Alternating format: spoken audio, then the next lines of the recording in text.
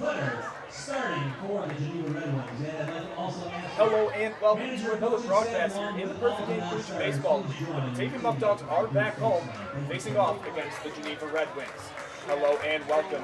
I'm Griffin Della Penna. I'll be along with you guys for the entire ride tonight as the Muckdogs are trying to get back in the win column here at the Batavia Blue Devil night at Dwyer Stadium. The Batavia Muckdogs, after winning 2 straight against the Elmira Pioneers, are in a little bit of a funk after losing 9-0 last night at Jamestown, as they now will go 0-2 against Jamestown on the season.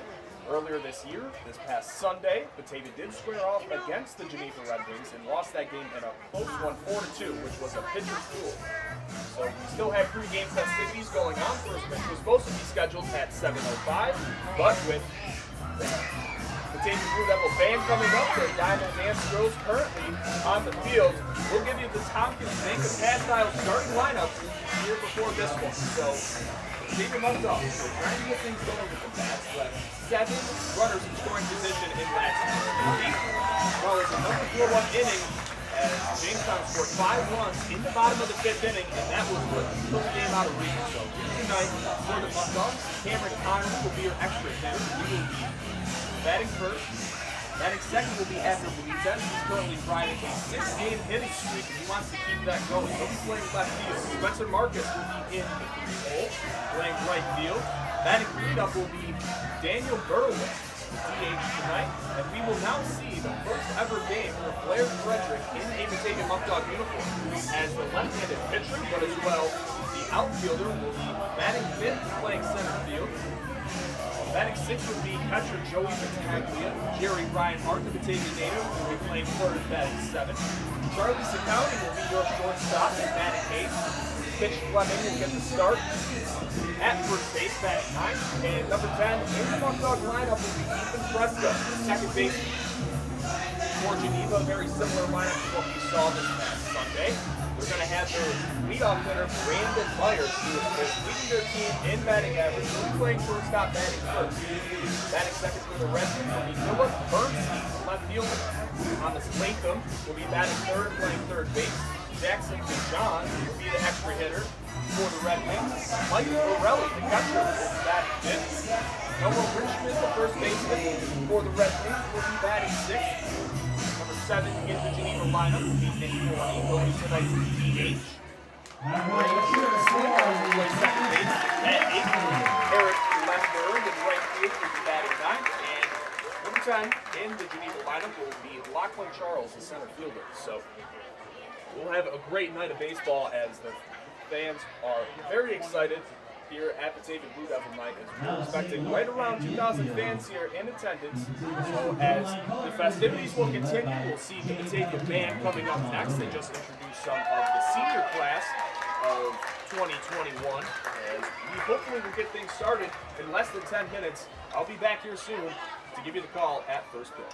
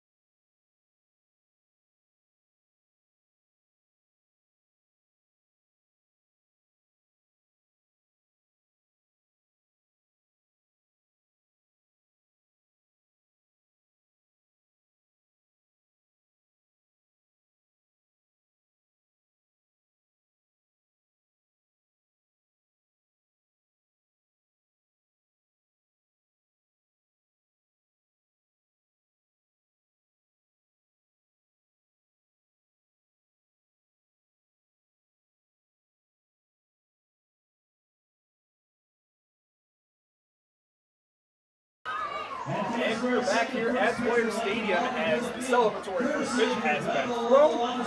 And it looks like we might have another first pitch thrown by the Geico Gecko. He's also going to get a first pitch here.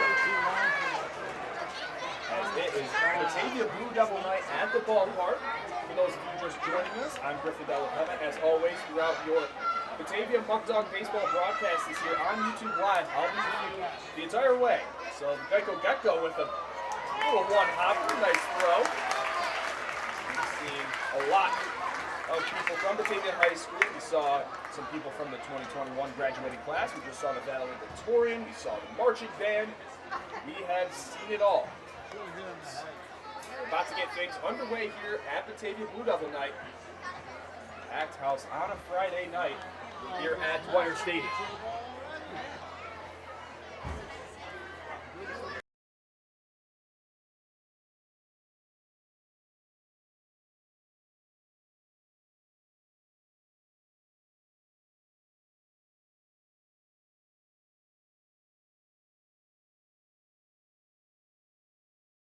And thank you all for joining me back again. I'm Griffin Della Penna with another Batavia Muckdog baseball broadcast here on YouTube Live. We're about to get things underway as it is Batavia Blue Devil night here at the ballpark.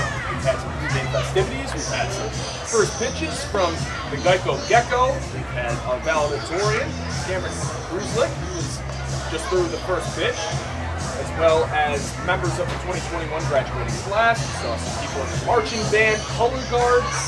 We also had our music department sing the national anthem, but we are ready to get things underway as the Batavia Muckdogs are going to face off against the Geneva Red Wings for the second time in the past week. As Geneva went up in the season series 1-0 after a 4-2 win this past Sunday at McDonough Park in Geneva. We have some game notes as Nathan Hinckley is back on the mound. His first appearance of the year was against Geneva on the road. He went 6 innings and gave up 3 runs, so he has a 3 ERA up to this point. He also had 5 strikeouts. Nathan Hinckley is here as we're having a standoff with a few members of the Batavia Muckdogs on the third baseline. Batavia going with a little bit of a different lineup so far up to this point due to the fact that they were riding a nice 2-game win streak, wanted to get over the hump at 500, but could not do so as they lost last night in Jamestown, back-to-back nights on the road, to the Tarp Skunks 9-0. So it was a tough defeat as Muckdogs bats had 6 hits, but just couldn't get anybody home as they left 7 runners in scoring position stranded, 0-7 on the game. Standoff looks like the Muckdogs are going to win it here. There are 2 left for Geneva, 2 left for the Muckdogs. We're ready to get things underway here at Dwyer Stadium. Umpires are not having any of it.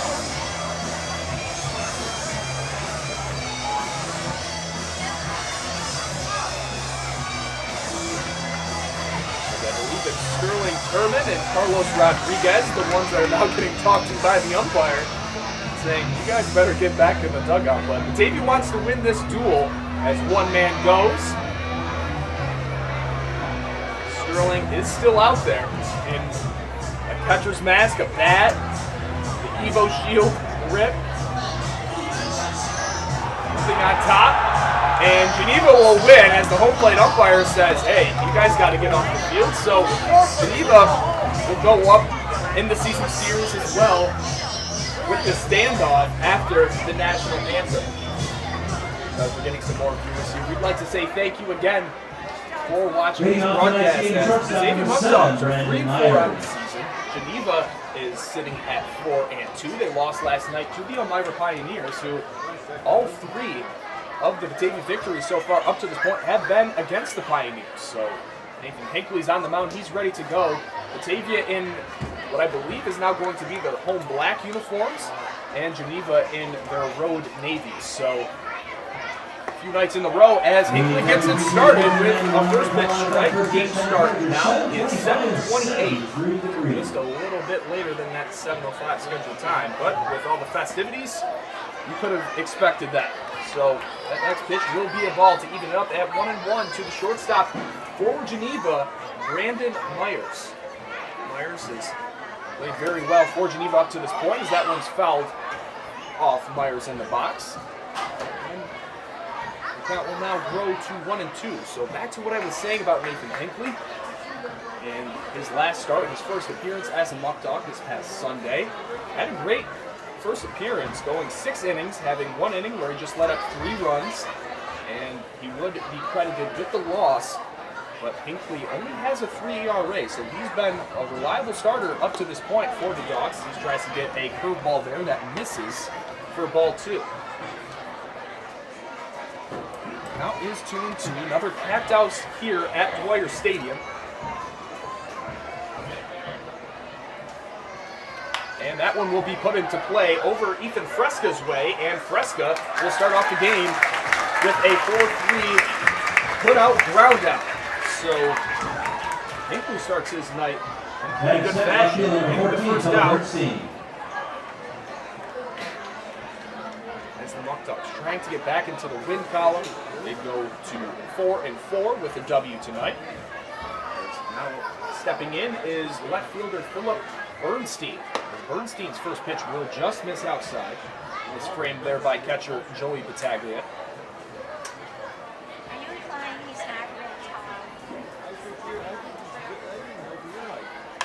That one is put into play. Out to left field. Chasing after is Benitez. Benitez can't get there in time.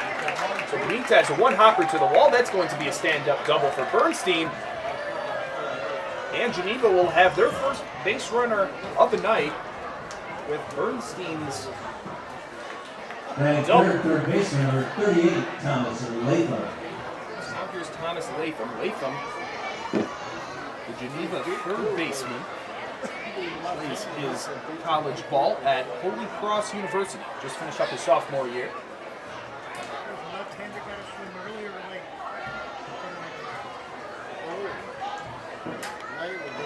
Hinckley will take a look at second at Bernstein. That pitch will be a changeup and hit over towards the Geneva dugout. Gotcha.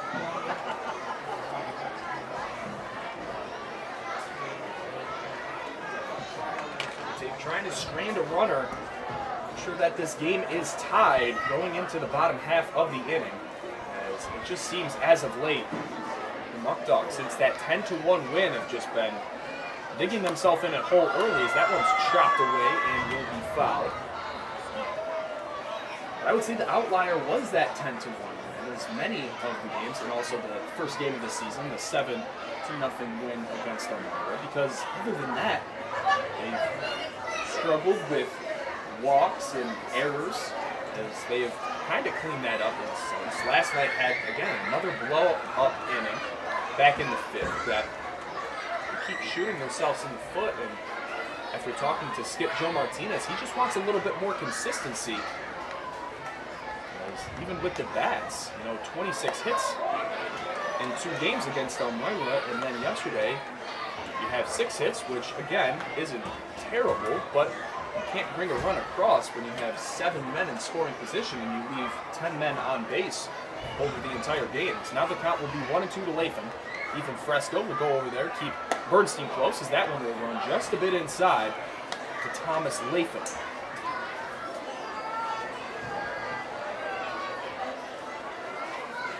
Latham's going to get back on the rubber.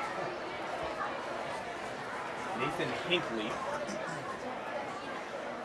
just finished up at Keystone College, was a late addition to the Muckdog roster, as Latham ducks that one. And now the count will be full. Nathan Hinckley was supposed to have his teammate Wilbur Gill, another pitcher at Keystone College, a Division III powerhouse in Pennsylvania. But Gill, due to arm injuries, will not be coming, as the payoff pitch from Hinckley will be just a bit high, so Hinckley has a walk. Now there will be 2 men on for the Red Wings. As now stepping in will be cleanup hitter, extra hitter tonight, Jackson Dijon. Nathan Hinckley just finished up his junior year at Keystone. He's 6 foot, 240 pounds, from Bradenton, Florida.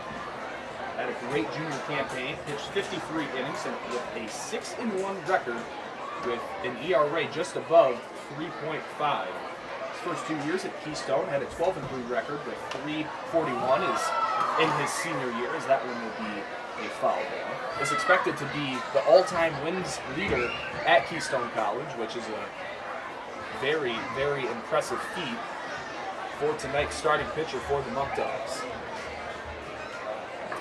So the count is 0-1.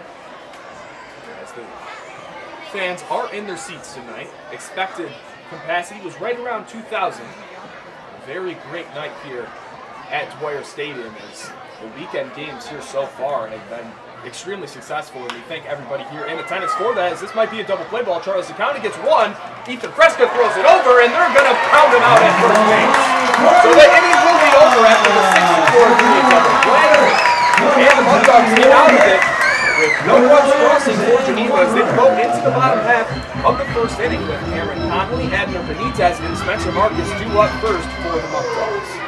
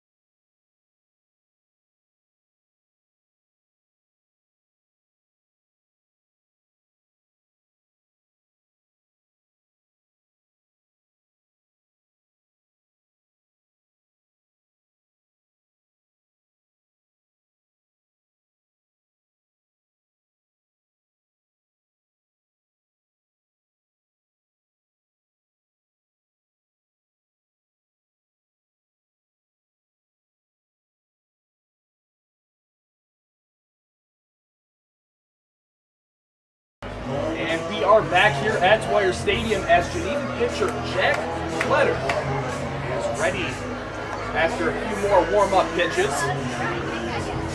Letter is a pitcher at Colby College, just finished up his junior year there from Orange, Connecticut. Nathan Hinckley at the top of the frame had 2 runners on with 1 out, got that ground ball he was looking for. Charles County turns it over to Ethan Fresca, and they get the double play. Cameron Connolly trying to start things up here for the Muckdogs in the bottom of the first inning. After a less than impressive night last night at Russell E. Dietrich Park in Jamestown. Letter looks like he has pretty good command of that fastball so far with these warm-up pitches. Cameron Connolly, the Pepperdine commit and former Melbourne Prep middle infielder, has shown that he can be a great hitter. No, he is. All right, young man for the Muckdogs. He's done some business leading off here to the bottom of the first. Extra hit number 15, Cameron Connolly. Connolly currently, even though he has a limited sample size of just 6 at-bats, he's currently hitting .500 on the year with 3 hits, 2 RBIs. Those 2 RBIs were after the triple that he hit back on Wednesday night in Elmira, as the first pitch will be fouled away by Cameron Connolly. See the first pitch by Jack Clutter, who is strike. Looks like a beautiful night here at Dwyer Stadium. And that one will be fouled away as well. So quickly, Connolly finds himself in an 0-2 hole.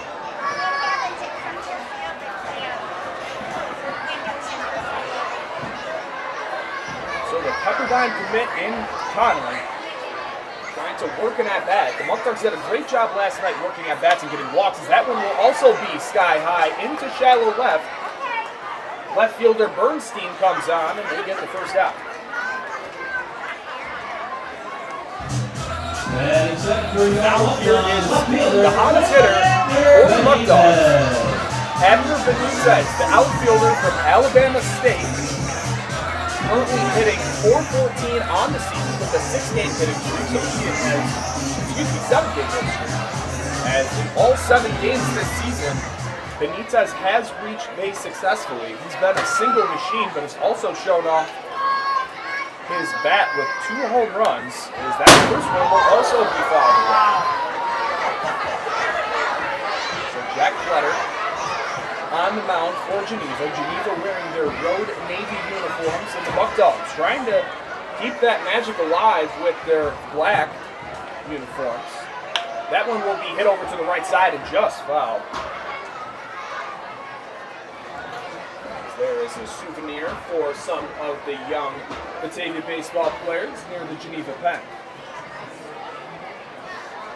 Just joining us tonight at the ballpark is Batavia Blue Devil night. My former high school, graduated there back in 2019, as currently wearing my Batavia Blue Devil baseball jersey here in the press box.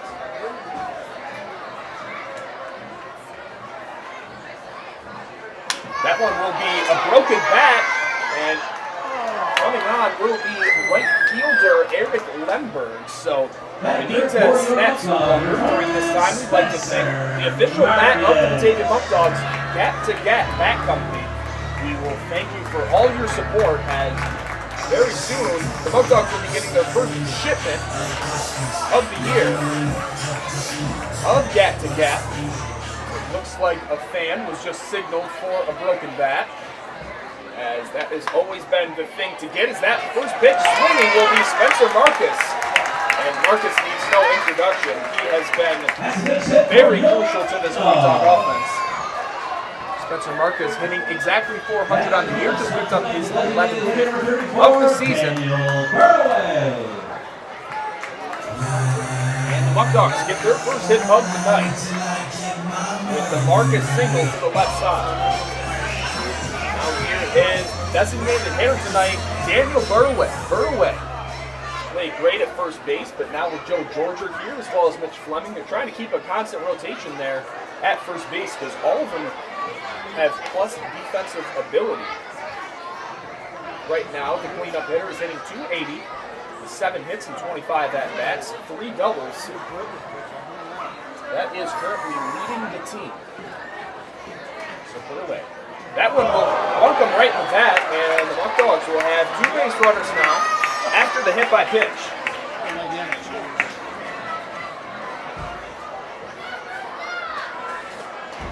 So now we will see Blair Frederick. A lot of hype around this kid. His first time in the lineup. He's like, in this league, I guess you could say, a Shohei Ohtani. So he will be on the mound. He's a lefty pitcher, but he also plays outfield. And with today being the first time that I've seen Blair in action in batting practice, he hit the ball all over the yard, hitting to all 3 fields, line drives in the gap. So I'm very excited to see what he can do, as he's supposed to be the penciled-in starter tomorrow night for the Muckdogs, as they will go on the road and face the Niagara Power for the first time this season. So Platter will look at Marcus at second. That ball will be in the dirt, evens it up at 1-1. So Blair Frederick goes to Xavier University at Louisiana. That's an NAIA school in New Orleans, the #1 NAIA school in the country. Frederick spent his freshman year at LSU and won a national championship back in 2018. As that off-speed pitch looked like Platter just never had a good grip on it, as the count will now grow to 2-1. So Blair Frederick was just a pitcher at LSU, didn't really see much action with the Tigers, and decided that he'd rather transfer and go be an all-star somewhere else, as that one will be hit into left field over with 2 outs will be Bernstein, as the inning will now be over. So 2 runners left stranded again for the Muckdogs. And we will have second inning action shortly in this one.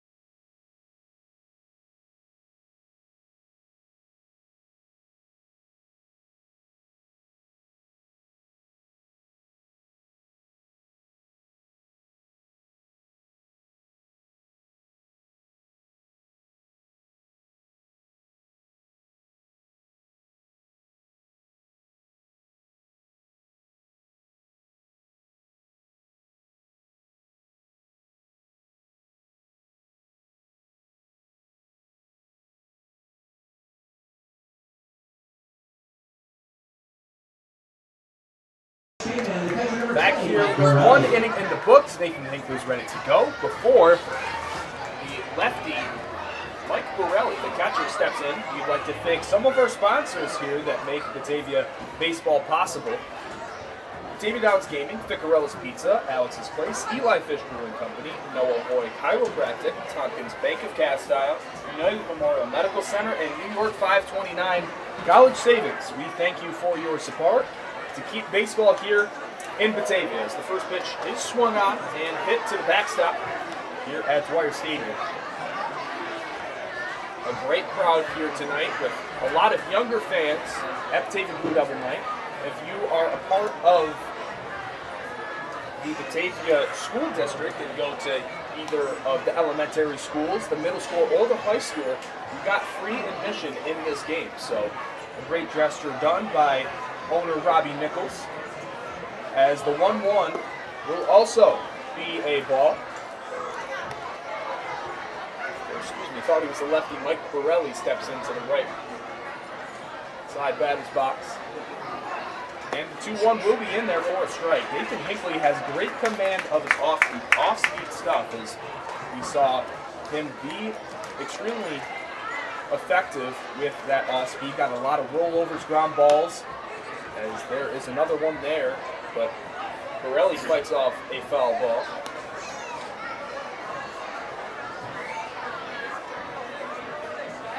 Lots of young fans here in attendance.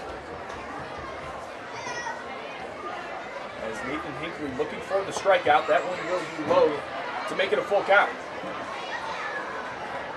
Mike Borelli standing in. Mike Borelli just finished up his junior year at St. Anselm College. As that one is popped up in foul ground. Chasing after it is Joey Bataglia. He'll throw the mask and he'll get the out. Nice catch by Joey Bataglia here in the second inning. First baseman number 25, Noah Reichman.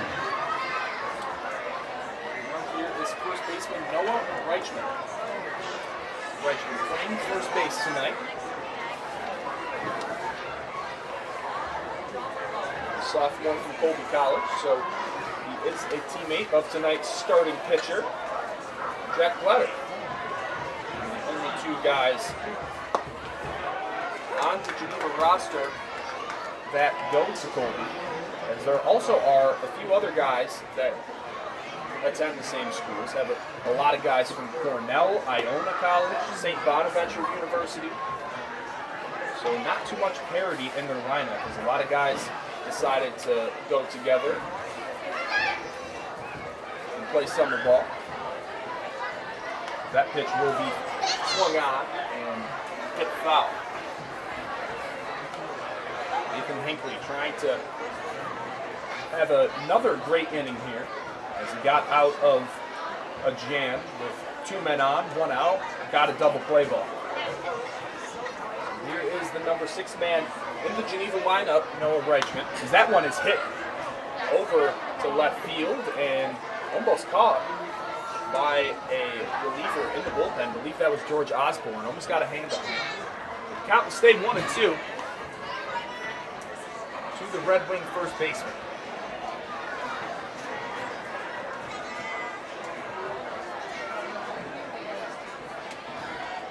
Reichman will take a few practice cuts and get back in the box.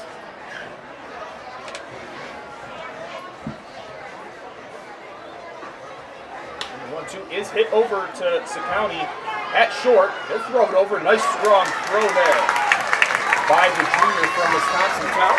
And there's 2 down in the inning. Designated hitter number 5, Nick Forney. So a 6-3 ground out by Reichman will bring up the designated hitter tonight for Geneva, Nick Forney.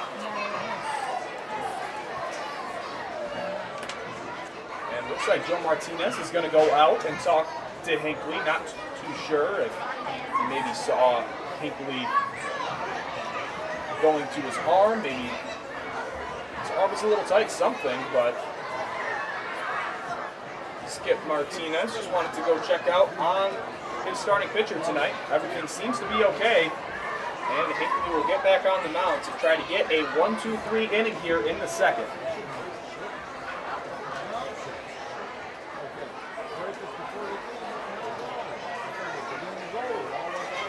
Hinckley will get the side, and the delivery will be in there for a strike. Nice off-speed pitch there by Hinckley.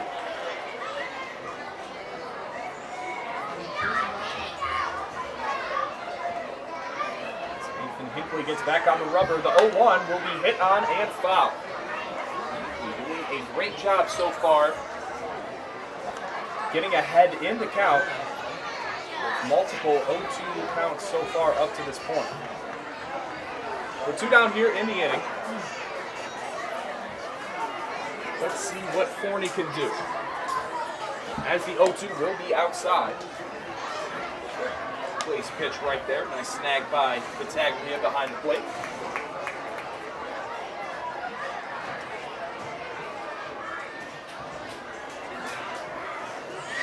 As Hinckley will deliver again. That one will be there and strike 3. So Hinckley gets his first strikeout of the night.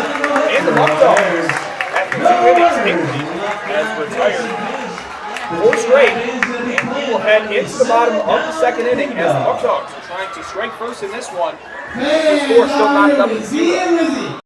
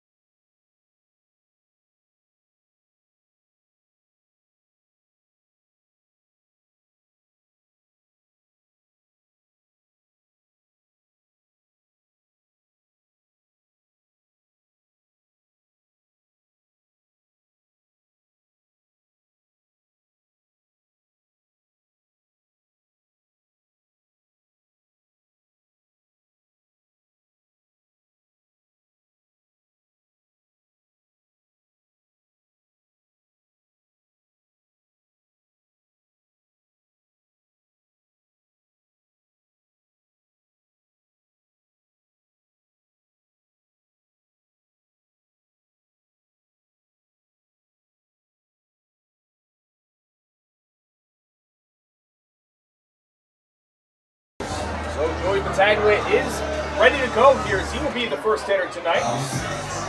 Here in the second inning for the Muckdogs. Next up is Joey Bataglia. Just finished up his sophomore year at Niagara County Community College. A former Niagara Purple Eagle, the Division I school in Niagara.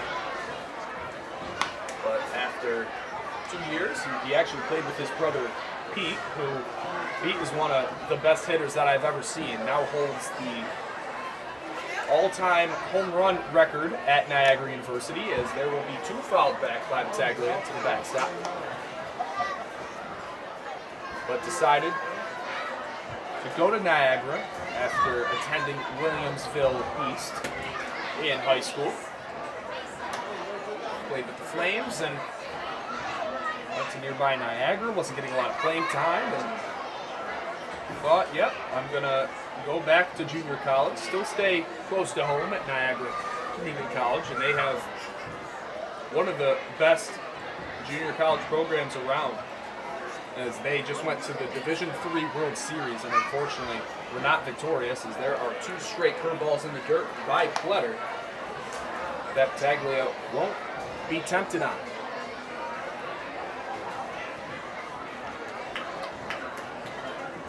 As the sun peeks out here in left field, here is the 2-2, as that one is fouled away. These stays alive. As you can see, our clubhouse manager, Eric Mozicki, giving some balls to our home plate umpire.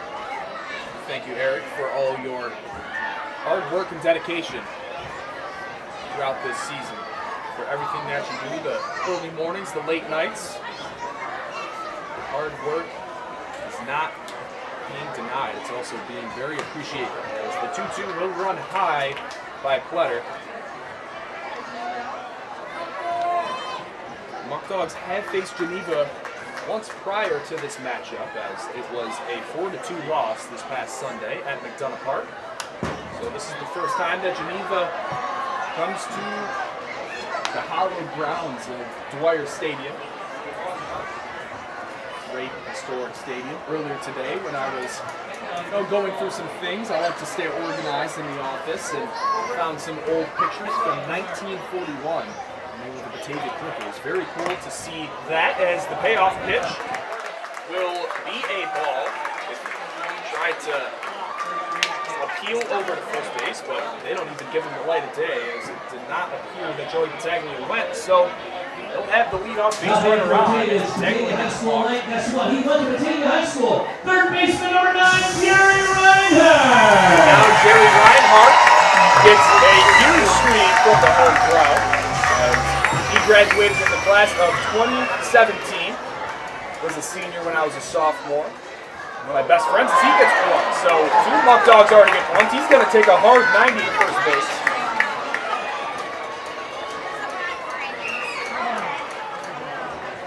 As Reinhardt will reach. Trying to get things situated here so you can have a better view of everything. And there you are. So Reinhardt plunked out the first pitch. So was Hurtaway in the last inning. And we're going to have a mound visit here for Geneva. Walks by Jack Pletter.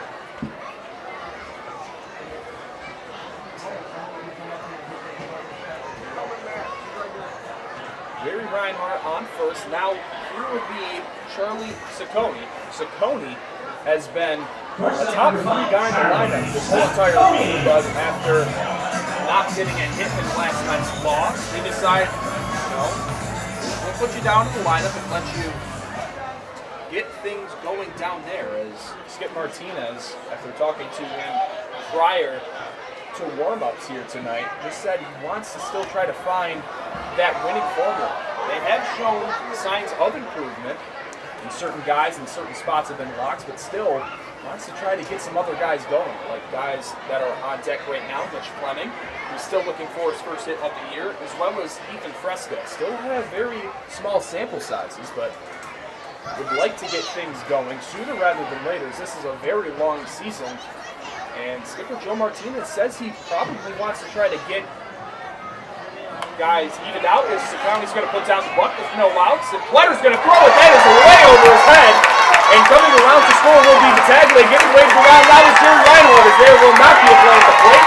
Swinger's going to throw it over to third, and Charlie Ciccone is standing on third base, as Bataglia and Reinhardt both score. Now your score will be 2-0 in favor of the Muckdogs.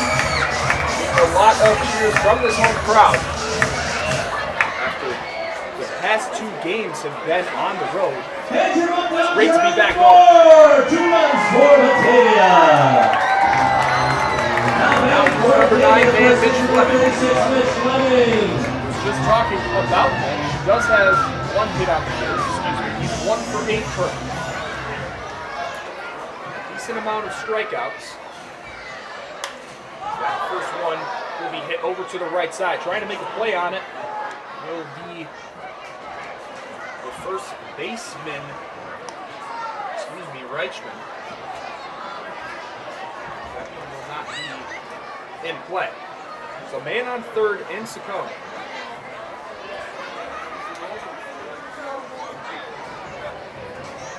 The error by pitcher Jack Pletter, after it was going to just be a sacrifice bunt to get the 2 men in scoring position. They made it easy on him. The count will now be 1-1 after the pitch in the dirt. He credited in E1, 2 runs were scored.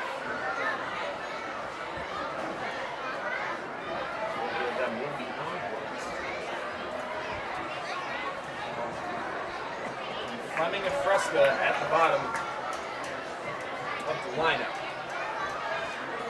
That one will be fanned out. 1 and 2. Also, he took aside, this is Skip Martinez before the game. Before I went in there, I also like to talk to Coach about an hour before game time. And in his office were Fresca, Fleming, and Mortellaro, who's not starting tonight, but he told them that you guys are going to get your shot. Not trying to put pressure on you guys, but you know, you do have limited sample sizes up to this point, and I'm just trying to get you going here. So don't be too hard on yourself, and just put the ball in play. As you guys are still not struggling out of the gates, but it's just not an ideal start. That, you know, there was a lot of hype around these guys and a lot of anticipation that they were going to be everyday guys, but currently they're platoon guys, and when their number's called, you want to be confident that they can come through in the moment. So these are great times early in the season with a 3-4 record that you're not stressing. You're not 1 and 6. You're not 2 and 5. And even when things are going really well, if they were 7-0 right now, you want to keep going with the guys that are getting you wins. But currently, Skip Martinez says that times like this, when you're hovering around 500, it kind of gives you the flexibility to toy around with the lineup, as that pitch will be swung on and missed by Fleming. He'll be run out here in the second. Second baseman number 26, Ethan Fresca. Now here's Fresca's chance with a man on third.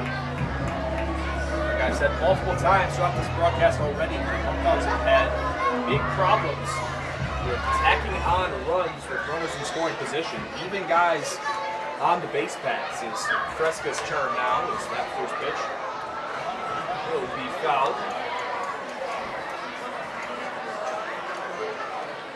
Ethan Fresca just finished up his sophomore year at University of South Carolina Union.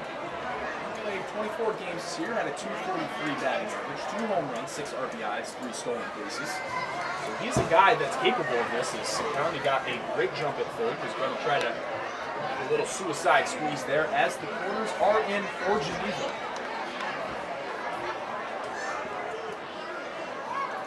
These guys at the bottom of the lineup trying to get things going. Coach Martinez put it like, you got guys at the top of the order that has some of the highest averages on the in the league, in the PGCBL. But then there's not a lot of parity from the top to the bottom. Some really high batting averages, and then right now some lower ones. So you want to try to meet in the middle a little bit, as teams like Jamestown yesterday didn't really have a lot of high ones. That one will be swung on and missed. So now going down on strikes is Fresca. And now it's 2 outs in the game. So he will go back into their bonus spots, a little bit more depth. Now Conley's in a big spot. We've seen him succeed in big spots so far already this year.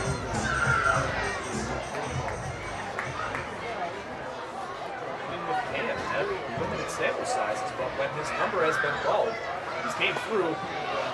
That pitch will be a ball. Coach Martinez just looking for a little bit more parity, meeting in the middle. Teams like Jamestown didn't really have a lot of highs and a lot of lows. Just a great mean value of 270, right around there.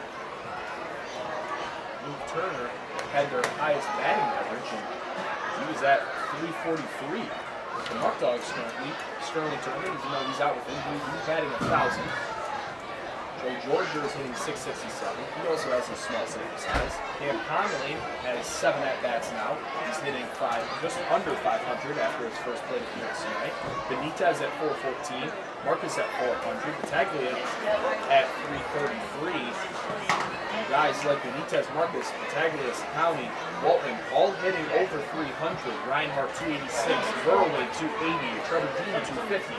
So the guys that have a lot of at-bats at the top of the order are really succeeding, as that one's hit over to the right side. Going after it is Reichman again. He can't get there in time. Then you have some other guys that are towards the bottom of the lineup. Like Florides, he's hitting 111. He had his first hit last night. Fleming, 125. Mortellaro, 133 with 2 hits. Luis Rodriguez hitting 167. He got a base lead last night, so that goes a little bit up.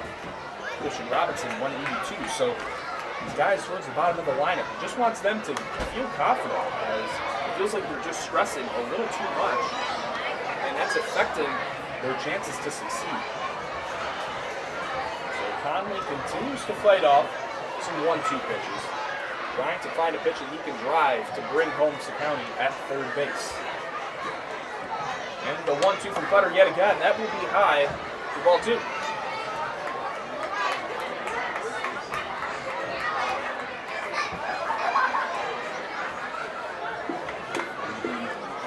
Great monkey off the bat for the entire team to tack on a run in scoring position here. With a nice single. That one will be low and away for ball 3. So now it's a full count. Finally does reach here via the walk or a hit by pitch. Double play will be ineffective for runners on the corners, but we need to get the fourth side, so makes things a little bit easier for the infielders. As the payoff pitch from Kletter, that one will be swung on and fouled off the foot of Conley. Nice, great at bat here again for the Pepperdine commit.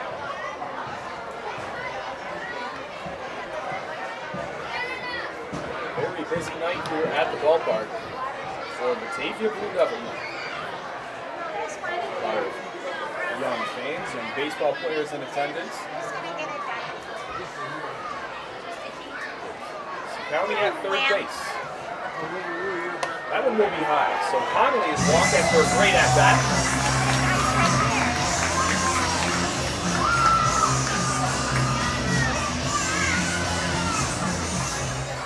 Left fielder number 21, Edgar Benitez.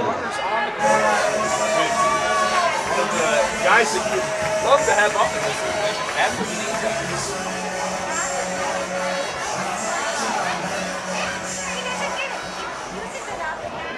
Had a broken bat fly ball hit to right field, as that time Kletter will try to get Conley at first base. Kind of caught him a little bit off guard.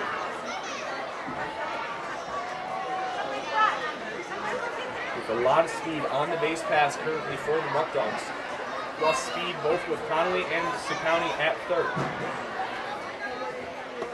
That one will be in there. Nice backdoor breaking ball for a strike. I'd like to thank all of you watching, both the Muckdog faithful as well as some Geneva fans tonight, with them not having a broadcast. And Conley's going to go. He steps off. Now breaking at the plate will be County, and that's just something that you don't want to do, is run into that. Martinez is saying that's on him at third base. 2 runs, no hits, there was 1 error, Thought that and 1 a error. little bit better of a jump. Base this season gets Not really too sure what the logic is there. That shows might not be a lot of confidence with their hitters in scoring position, but after Benitez goes back to us in the bottom of the third inning, as now 2 innings are in the books, the Batavia Muckdogs had a 2-run lead going into the third inning, with Nathan Hinckley going back on the ball for the Muckdogs.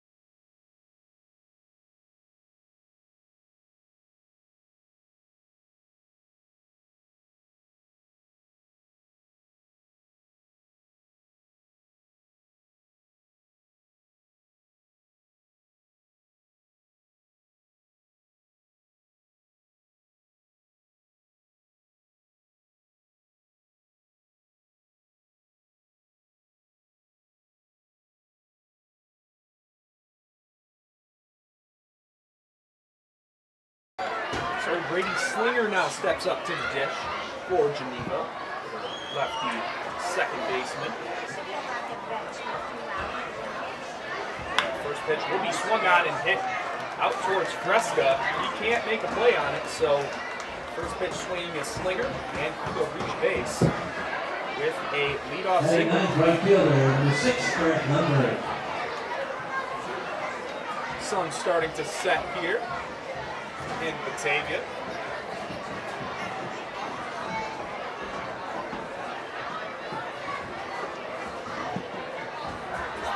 Hinckley tries to nab Slinger at first base. Beautiful night here for baseball in Batavia. That one's tried to be bunted by the right fielder, number 9 in the Geneva order, Eric Lemberg. Fouled it up. You see that get put tonight for the Muckdogs. It's Jamestown. Done it 3 straight times, and yesterday Muckdogs could register 1 out. Error by Mento at third, trying to barehand it, and an off-balance throw over to first baseman David Burroway. That was a throwaway. That was check swung, and he did go. Thought that one was pretty obvious, but now he's going to.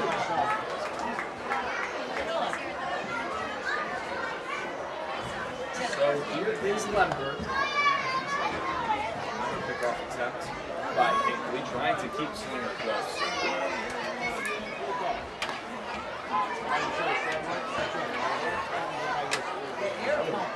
So, this past Sunday, Slinger batted first in the Geneva line. Was caught stealing back in the 6th innings. That one was way upstairs. Hinckley will get his second strikeout. Batting 10th. Center field number 15, Lachlan Thomas. They know that Slinger likes to go on the base paths.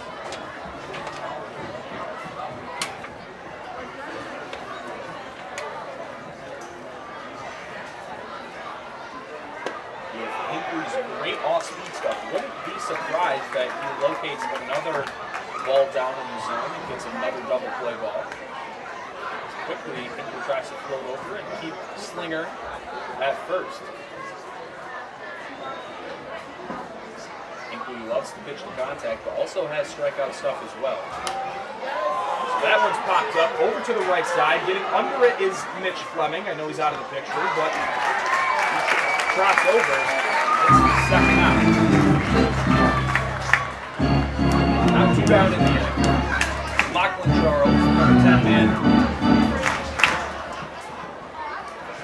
In the lineup was Shortstop number 7, Brandon Myers. Lumberg strikes out. Lachlan Charles hits one in foul zone. Now, Brandon Myers is up for the Red Wings.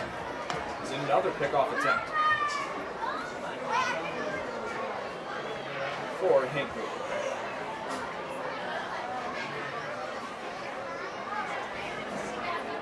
Hinckley in the stretch. He will deliver. Slinger will go. A great throw by Batavia. It's a one-hop. And nice backup there by Ethan Fresca to make sure that that ball did not go into center field. So Slinger does end up swiping it back. He'll go to second. Now they have a runner in scoring position with 2 down. Throw just a little off the mark by Batavia.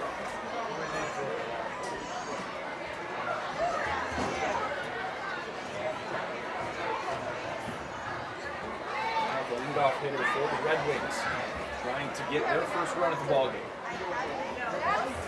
Oh, one nice block there by Joey Bataglia.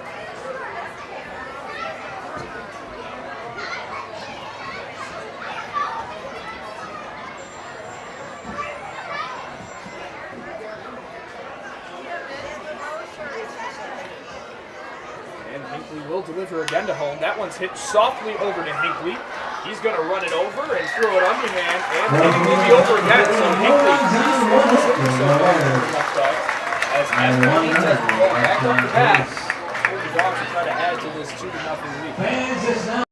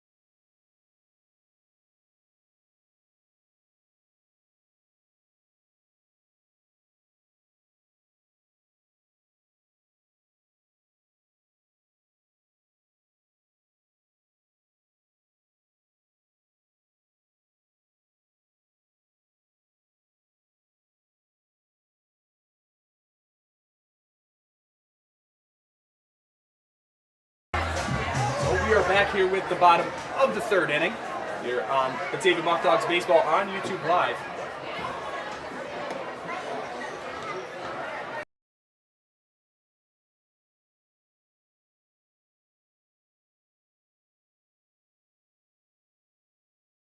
As we thought that we did quickly have a new pitcher, looks like it was 36, who is a pitcher on the Geneva staff. It would have been interesting if Clutter was already done with this one, as the count will now be 2-0 to Abner Benitez. The 2-0, that one is hit high by Benitez into the outfield grass, and under it will be Slinger out at second base. So Benitez does get that 2-0 fastball that he's looking for, but just can't get all of it. As now there will be one out, with Spencer Marcus due up. The best tandems in the PGCBL, Benitez and Marcus, the corner outfielder, says he's first pitch swinging again. Another fly ball hit out Slinger's way, and quickly there are two down. So after Leonard got into some trouble last inning, Designated hitter number 34, Daniel Burroway. Retired. Great. This one. Burroway due up next.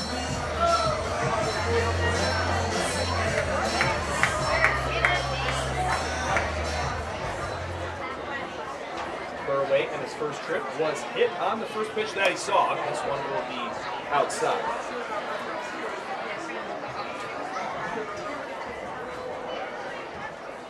Tonight, the DH in Burroway finished up his freshman year at Alvin Community College. That one will be outside as well. First baseman outfielder. This summer you're primarily going to see him just at first base with the amount of talent that we have in the outfield. And guys like Blair Frederick that are pitchers also play the outfield, so not probably going to see Burroway out in the outfield too much, so that 2-0 pitch will be fouled. Lining up on that third base side. Your time is about to come. quickly 2 down here in the bottom of the third inning. The Muckdogs do have a 2-run lead. That one will also be hit to the right side, but foul. Geneva has a 42 record right now. Muckdogs sitting at 3-4.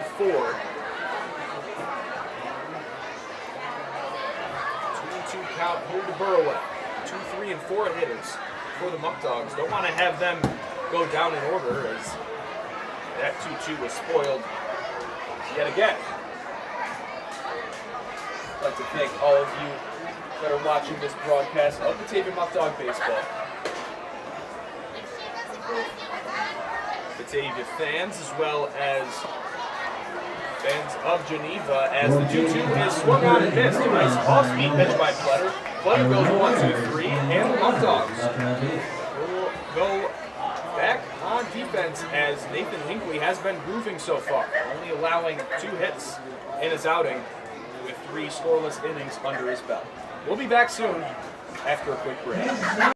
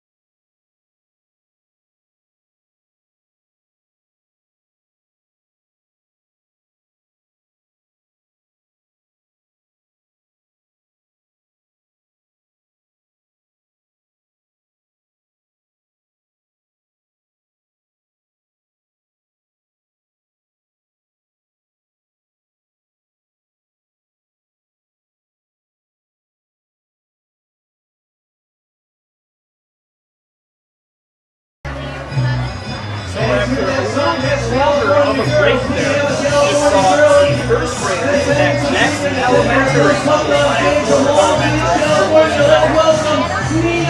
taking out the ball game just a little bit as they sing taking out the ball game. Nice break moment there. Hinkley is getting his normal pitches. During this time, we'd like to thank some of our sponsors, Figarella's Pizza. Figarella's of Batavia is where you can get your fix to satisfy your cravings for piping hot pizza, sumptuous subs, and mouth-watering wings. Every Friday, enjoy Figarella's fabulous fish fry. Don't forget, fixed bacon, back wraps, and all your favorite pasta dishes, and they have blueberry and raspberry barbecue sauce that tastes great on wings. So when you have the craving for delicious food, get your fix at Figarella's Pizza on Liberty Street in Batavia. We'd also like to thank Tompkins Bank of Castile. Other than supporting our starting lineups tonight, Tompkins Bank of Castile is a community bank that was founded in 1869. They now have 50 offices in 6 counties across the Western New York region. Services include complete lines of consumer deposit accounts and loans, business accounts and loans, and leasing. As that pitch was hit on into left field and a single for Philip Bernstein. Services include complete lines of consumer deposit accounts and loans, business accounts and loans, and leasing. In addition, insurance is offered through an affiliate company, Tompkins Insurance Agencies. Wealth management, trust, and investment services provided through Tompkins Financial Advisors.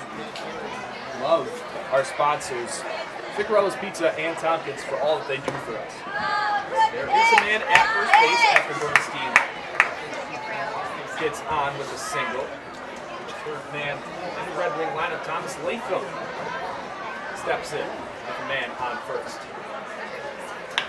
That one is also lined in between Sakani and Reinhardt at third. Hit into left field. Benitez will glove it, and back-to-back singles now for the Red Wings as their bats start to wake up. Doubling their hit total here in the 4th inning. Seen it once before. Nathan Hinkley with 2 men on has got that double play ball. Wouldn't be surprised if cleanup hitter Jackson Dijon tries to lay a bunt down here. It's a sacrifice. He was the one that grounded out into that 6-4-3 double play that I was mentioning. There's a great block there by Batavia. Muckdogs are up 2-0, but Geneva is threatening right now with 2 men on and no outs here in the top of the 4th. Dijon is a Rochester, New York native, goes to St. Bonaventure University. That one's going to get down into shallow right field. Coming on will be Marcus at the plate. The ball hits off Battaglia's helmet, and both runners will take another base as our home plate umpire was at a very odd spot to try to get the call. The man on deck, Mike Borelli, was also in an interesting spot, pretty close to the play. Spencer Marcus's throw was just a bit off, and Geneva will get their first run of the ball game after the loop single RBI. So now there's men in scoring position after the Dijon RBI single.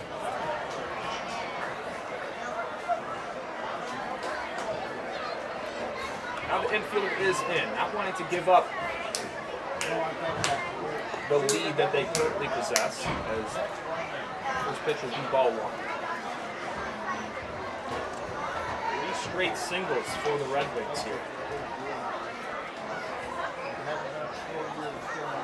Mike Borelli. A lot of talent with the catchers on the Geneva roster. Borelli and Dijon both in the lineup tonight. We've also seen Jeremy Walensky in action. He goes to Juneau College, now at Division II school.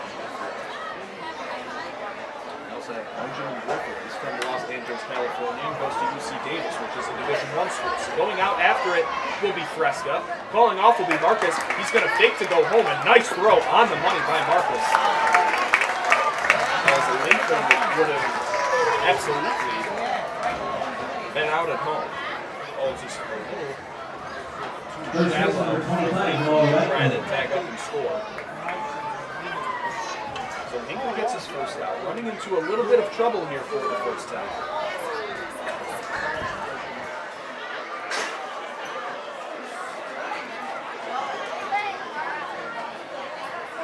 will stay in.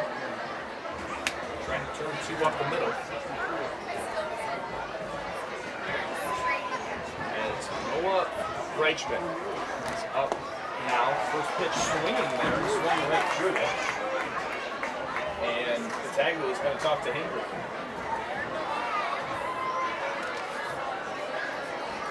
As Hinckley and Batavia talk to each other, we'd also like to thank Batavia Downs Gaming. Batavia Downs Gaming and Hotel is the area's premier entertainment destination with great restaurants, events, and on-site hotel.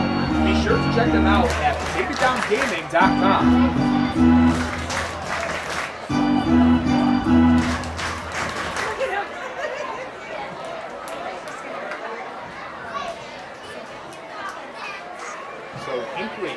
Trying to get out of the jam with two men in scoring position for the Red Wings.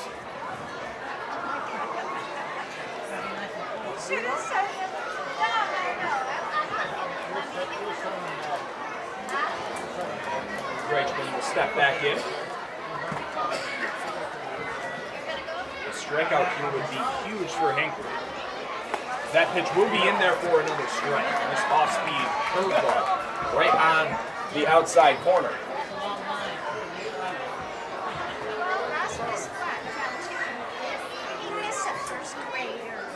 Now is up to 0-2.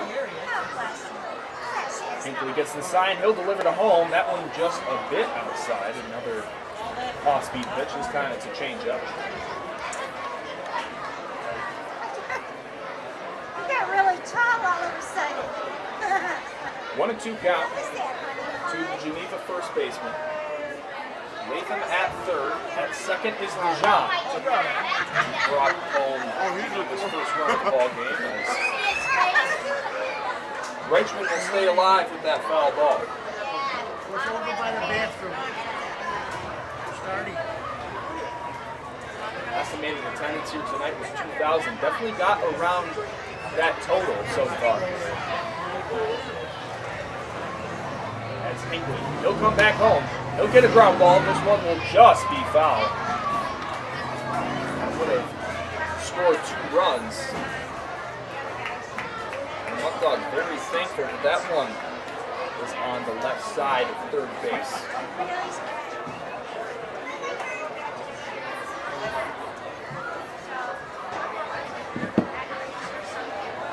Fourth inning, 1-2 is your score. The Muckdogs are leading in this one. Let's see what Hinckley can do as he gets the sign from Batavia. The 1-2 will be hit on the ground over to Jerry Reinhardt.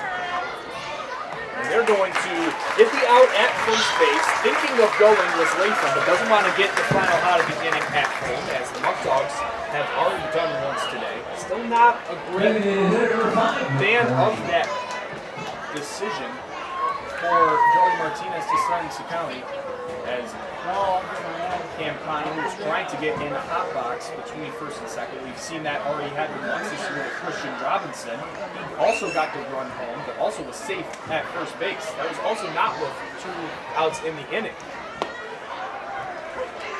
So another big out, as the infielders for Batavia will get some depth, get some more range. Nick 40, DH tonight. Trying to cash in some runs as Hinckley has settled back in here in the fourth.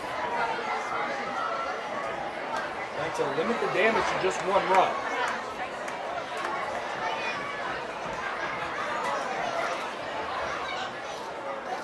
Again, not probably the best spot for Joe Martinez to pull that out of his bag of tricks with Admiral Benitez due up. One of your most reliable hitters in a situation where you like to increase that lead. And if one is on the corners, even if you just want Fresca to get to second, they probably wouldn't even throw him. If he just went straight to second and the County just went a little bit off third, just to tempt them to maybe think about throwing home. But instead, the County beelined after Martinez sent him, and be thrown out by a few feet as that one will be hit into left field. He waved around to score. Is Dijon, and now Geneva, after the 2 RBI single by Nick 40, will go up to this one 3-2. So Clutch 2 out hitting with 2 strikes is Nick Forney. The outfielder from Iona College has the highest batting average on the team for Geneva. So it was interesting when I was penciling in my lineup that he was hitting 7th. Still 2 down in the inning. Geneva will take the lead. They're in the top of the 4th inning. That one clips the outside corner for strike 1. That's Brady Slinger, who does have a hit. We've also seen Slinger at the top of the lineup for Geneva.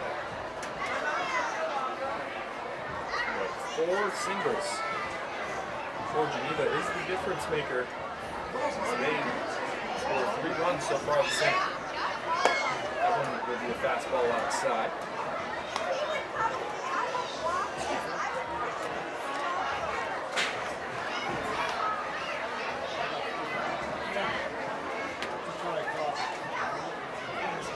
Take a look at Forney. He'll come home. Nice big swing and miss. Great pitch there on the outer half. Just trying to get a rollover by Slinger. The last one tried to jam him inside and just got a little bit too much of the plate. And it was a hard hit ball into right field. This time does the same thing. Gets a little bit too much of the plate and another looping single. So that'll bring Geneva hit total for the inning alone up to 5. You can tell Nathan Hinckley on the mound is just a little bit upset because they really haven't gotten too much hard contact, a lot of hard ground balls. But these looping singles, as Dijon hit one that would score 1 run, and Slinger right there to keep the inning alive. Forney will now be at second base. And Slinger with his second hit of the night. That one great slider into the 4th strip. The 9-hitter Eric Lemberg, he went down on a strikeout in his first at bat. Fastball upstairs by Hinckley. Just misses the outer 3rd.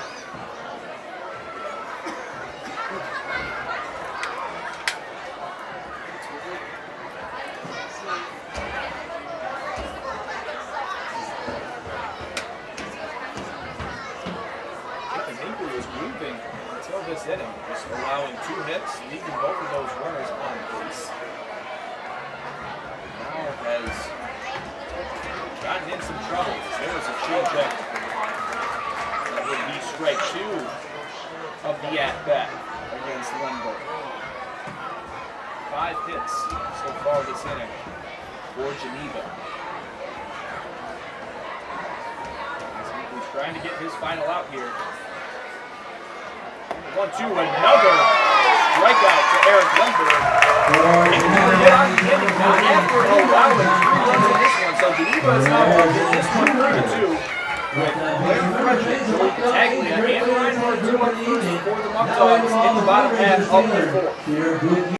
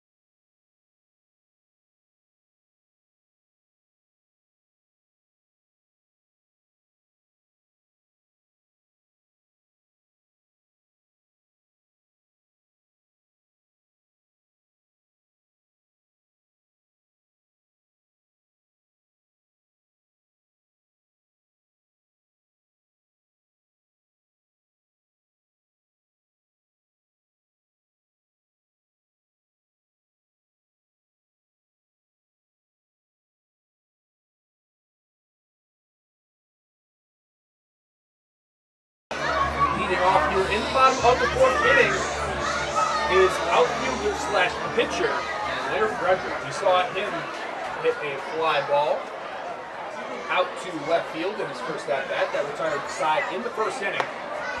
Let's see Frederick's first hit as a Muckdog.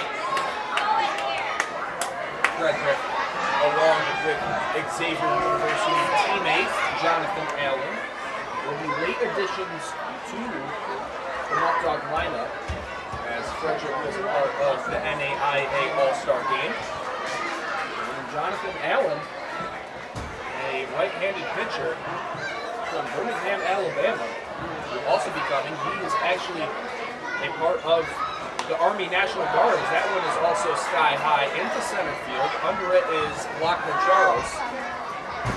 So, Blair Frederick goes 0-2 in his Muckdog debut. Number 23, Joey Batavia. Now we have Joey Batavia. He scored the first run of the ball game. Lead off walk.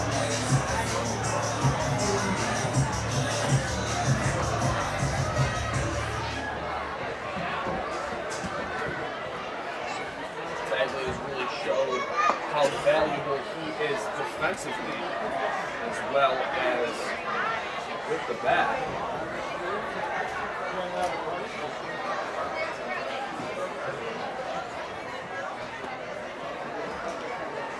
And another ball, so lots of 2-0 counts. And the Muckdogs really haven't gotten their pitch to drive. They've tried to get on some 2-0 fastballs. This one again might drop as it'll go off the swing as well. Going for two is Joey Batavia, the bounce throw, and he will be in there. And Joey Batavia takes the other base. That's a tough play for Joey to slinger and make. Coming on was number, he couldn't get there in time. So Joey Batavia will get on. That's going to be the second hit of the ball game for the Muckdogs. A lot of men on base so far, but again, Third baseman, number not a lot of hits. Jerry Reinhardt.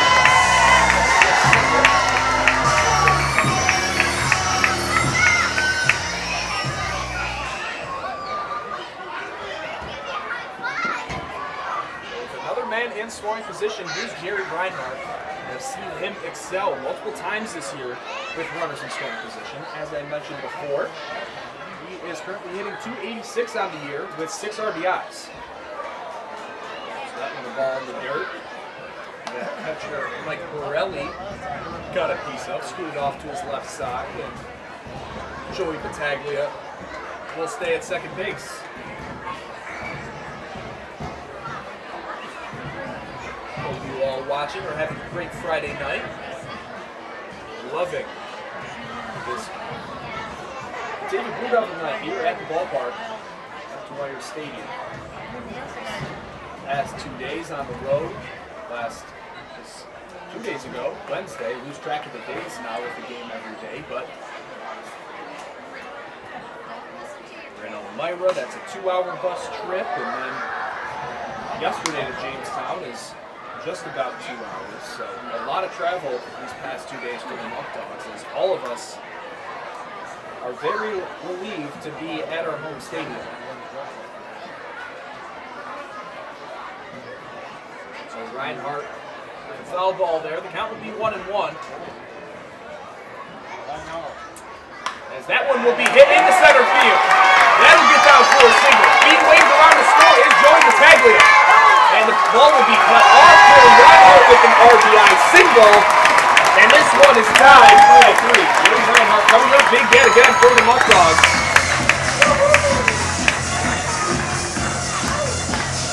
As it is his alma mater night.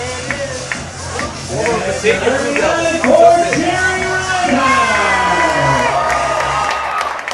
Now off the shortstop, number 5, Charlie Ciccone.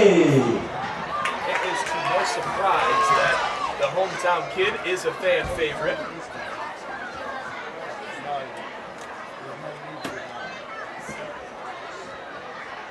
So now, the utility man, Charlie Ciccone. The ball there. 1-0 count.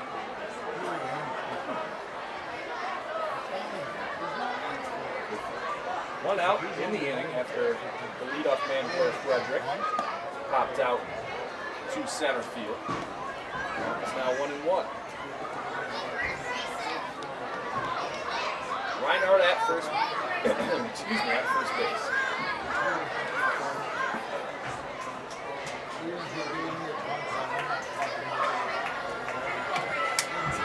So Blotter gets the sign, he'll deliver home. Ball in the dirt. Another nice block by Borelli.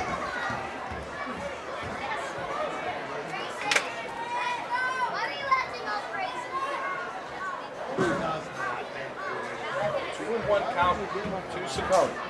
He's hitting .304 on the year. 7 hits, 2 doubles so far. 1 RBI. He's been walked 3 times.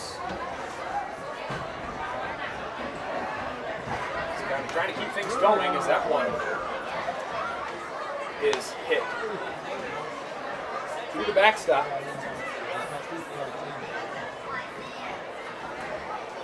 Thankful for the netting there as it scared off the fan in the first row. Reinhardt takes his lead at first. Blotter delivers the pitch, and that one will be swung on, a hit and run. Jerry Reinhardt wasn't sure where it's going to go. He will come to third base. They're going to hold him up. And Charlie Ciccone comes, and that throw is going to get away, and Jerry Reinhardt now scores. So Slinger drops it.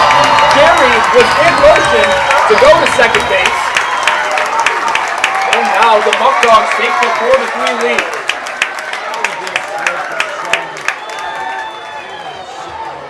Reinhardt coming up big yet again for the Dogs. Gets the game-time singles, and then will come around with the go-ahead run.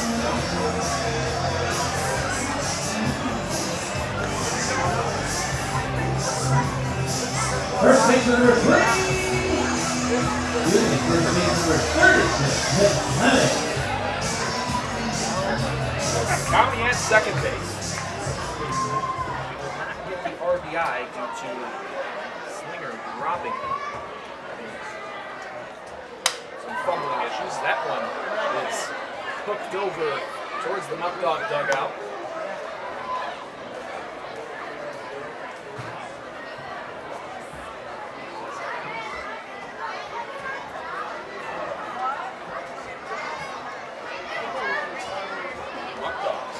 Another hit, the third single of the inning, bring up their game total to 4. They have the lead with 4 runs, 4 hits, and Geneva with 3 runs and 7 hits. Which shows that that one will be blocked, and Ciccone's going to go to third. He'll swipe third base. That ball was in right in front of Mike Borelli. But Ciccone read the downward action on it, and he will advance 90 feet. And a 1-1 count. Fleming in another great position to get that monkey off his back. So he will now be 1 for 9 after his last trip. Let's get a hit here. Corners are in. That's a chopper over to the left side, but will be foul. Skip Martinez makes the play, and he's been dealing with some arm issues. As you can tell, he was in some pain after throwing that one back to the pitcher. Probably didn't even think about it. His elbow has been hurting him quite a bit this week. Back to the action. Here's Mitch Fleming. Another ball in the dirt.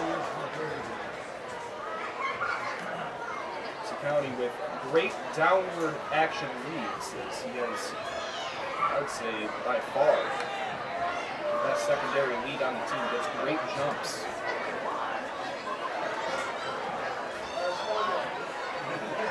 Ciccone at third. Mitch Fleming at the plate in a 2-2 count. Went down on strikes in his last AB, as this one will be high and outside. Now he will have a full count. Corners are in for the Red Wings.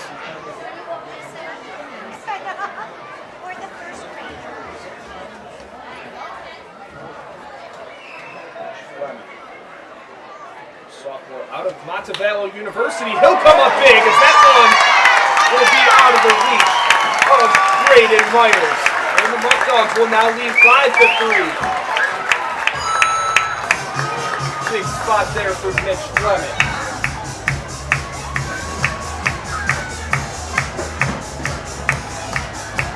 They gotta do put the ball in play, good things will happen. The fourth single of this inning for the Dogs after Geneva in the top of the frame had 5 singles. Put up 3 runs in the top. So Pletter's night will be over. The call to the pen will be number 1, Nick Fletcher. He's a sophomore from Cleveland, Ohio.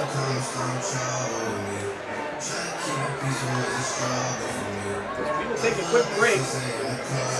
Fletcher's warm-up pitches will be back in action shortly as Ethan Fresca go up to bat for his second trip of the night with 1 out as the Muckdogs now lead here in the bottom of the 4th inning, 5-3.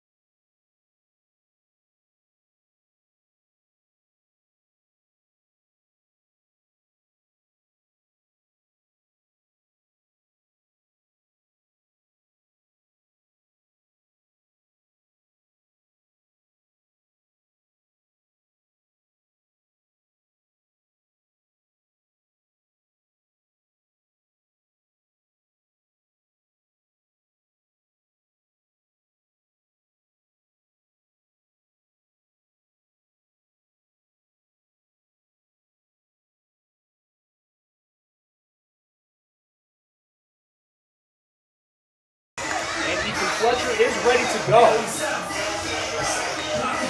As he went down on strikes in his first trip to the plate. Ready to go. The Land O'Lakes, Florida native. The man on first base in Fleming just had an RBI single. That pitch just missed. Don't know too much about the man on the mound, Fletcher, other than that he's a sophomore, doesn't say the school, and he's from Cleveland, Ohio. 6'2", 210, throws from the right side. That pitch will be in there for a strike. Fresca so far, small sample size yet again. He's 0 for 7, and walked once with 3 strikeouts. Fleming just picked up his 3rd RBI.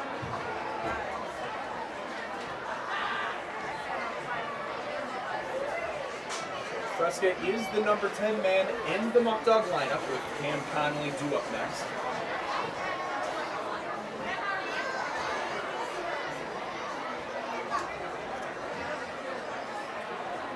And the pitch from Fletcher will be just low. brings it up to 2-1. What I was talking about earlier with the bottom of the lineup for the Dogs, and you want to have a little bit less parity between the top and the bottom of the lineup. This is a blessing for coaches. That one will get through under the glove of Latham.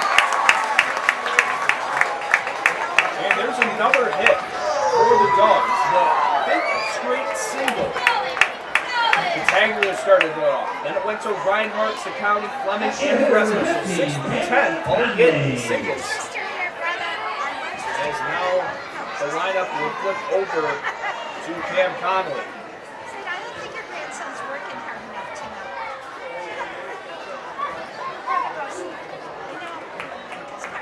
This is where you want it to get out of hands for the Muckdogs and really just keep the foot on the gas, as that one's going to get away from Borelli and the ball will go out of play.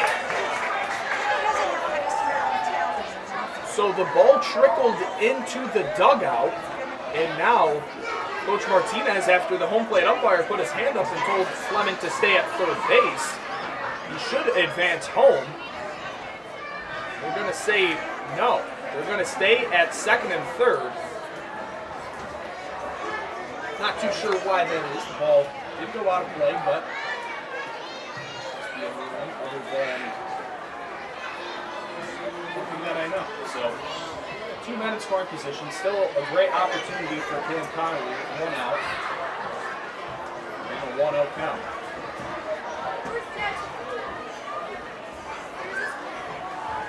So here is Connolly.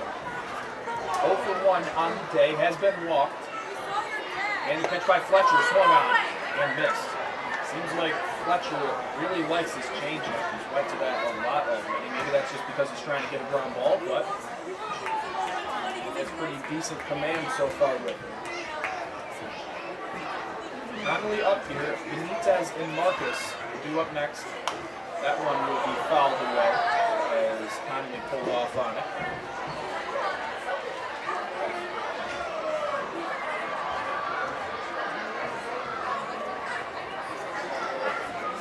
Letter is responsible for Fleming at third. If he scores, that will be his 4th earned run.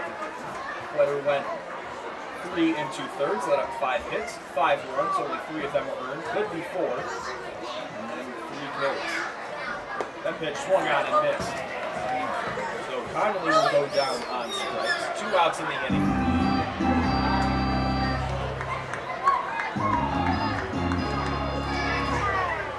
The fielder, 21, Benitez. So Benitez trying to keep that hitting streak alive that is sitting at 7 games. Yesterday it didn't come until his 2nd trip back in the 4th inning. Had a line drive single to the right side. This one, ball in the dirt. As now we see second baseman Brady Slinger really going over to his left side, right in that hole that Benitez has loved. But that gives him even a larger hole in the gap. Could lead to extra bases. And 2-run score for that match as well. Other than that, a slight shift for a pull lefty like Benitez, but playing pretty much straight up. Other than that, just Slinger way off. Treated towards first base, as that one will be hit over and fouled away. First base coach Tony Brewington trying to snag that one out of midair. So another 2-0 count for Benitez. Gets that fastball he's looking for. Just hasn't had that success that we're accustomed to seeing. 2-1 count, 2 outs in the bottom of the 4th. 2 men on. Fleming and Fresca are both in scoring position. There is a changeup that will miss outside. It is a count to 3-1.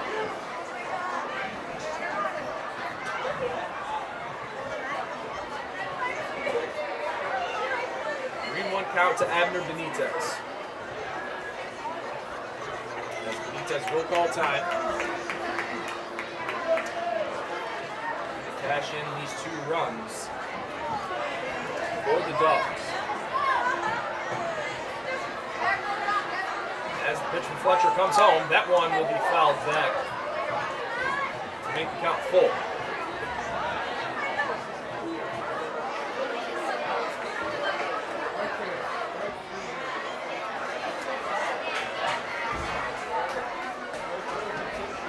Payoff pitch with 2 outs in the bottom of the 4th, where the Muckdogs have already put up 3 runs. And the pitch from Fletcher, swung on and missed. A big change up there for Fletcher as Benitez was ran 2 men on. But the Muckdogs regained their lead. The score is now 3-5 with 4 innings complete in this one.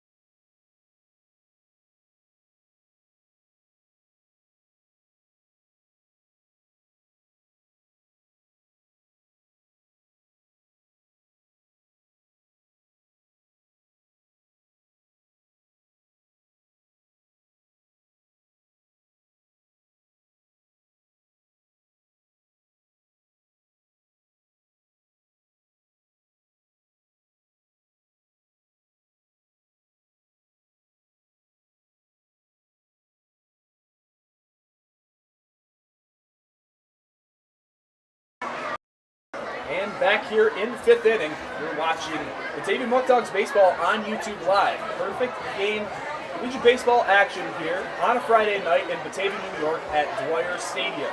The Batavia Muckdogs are hosting the Geneva Red Wings as Batavia has a early 5-3 lead in this one.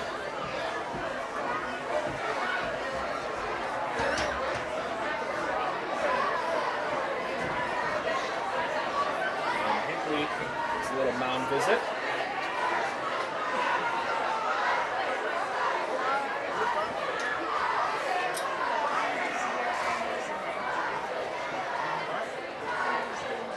So we will get things underway after Hinckley and Batavia talk something over.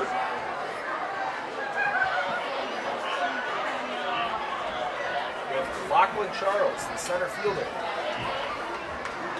due up here in the 5th inning.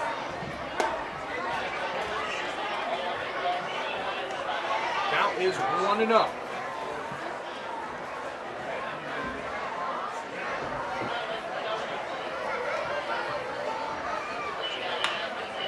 That one's put into play, hits the County's way. At Brown, that was kind of nice, and he got the out.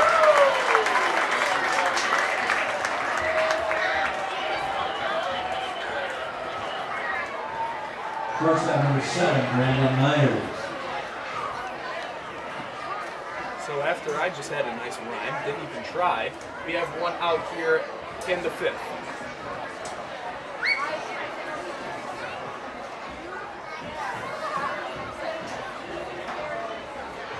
Top of the lineup, due up now.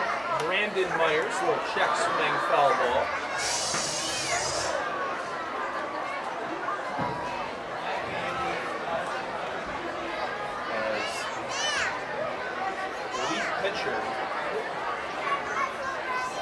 Fletcher just came up big for Geneva. 2 runners in scoring position, struck out leadoff hitter Conley and Benitez. Strand some more runners in scoring position for the Dogs. David did still claim that lead. They now are up in this one 5-3.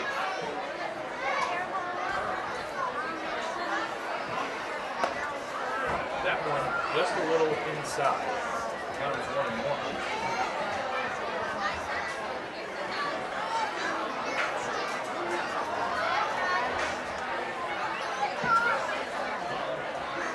Both teams putting up 3 runs in the 4th inning. That's hit to shallow right. Spencer Marcus gets under it. And now there's 2 down.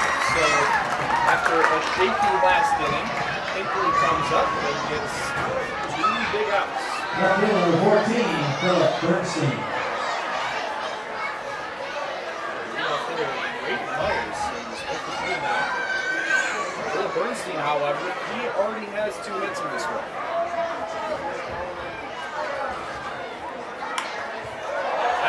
Out to center field on the first pitch, going after its Blair Frederick. That ball was hit extremely far, so it'll roll all the way to the wall. So Frederick finally throws the ball in, and that's going to be a stand-up triple for Philip Bernstein, as he is just a home run away from the cycle. Got the hardest one out of the way that a lot of people say is the triple. I know maybe in this league it's a little bit different. The home run ball might be the toughest, but Bernstein with a double in his first at-bat, a single in his last, he later scored. In that big 4th inning, he led things off, and now he gets the triple. So the 8th hit tonight for Geneva. Maybe a strike.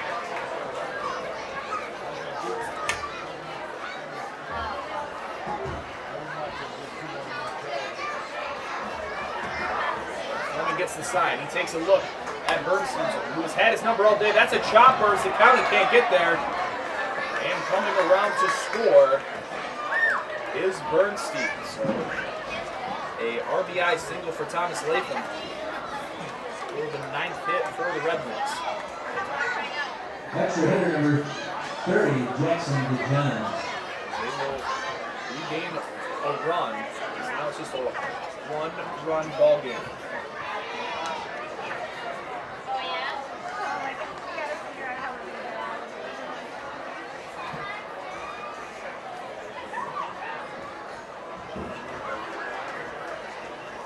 First one will be low to the EH tonight, Jackson DeJohn. DeJohn, a St. Bonaventure bum, and a few other St. Bonaventure players on this roster. Leadoff hitter Brandon Myers. I think there's one more on here. I think it might be a pitcher. Let's see. I thought there were 3 on the roster, but I guess there are just 2. Sorry for that. But DeJohn already has a hit in this one and then grounded out into a double play.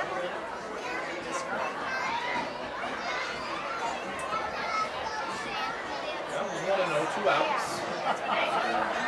Hinkley retired the first 2 Red Wings. That one will be popped up. Jordan Battaglia chasing after it. Oh, and he tries to make a diving play and comes up just a bit short. Love the hustle there by Jordan Battaglia. As DeJohn will get some new life. DeJohn is holding Battaglia's catcher's mask as he gets up.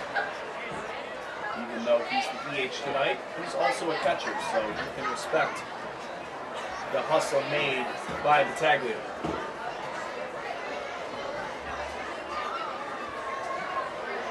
Here in the 5th, Muckdogs are still winning this one, 5-4.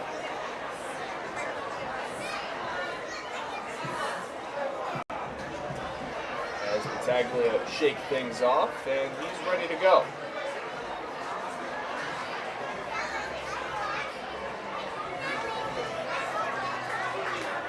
Sorry about the score bug there.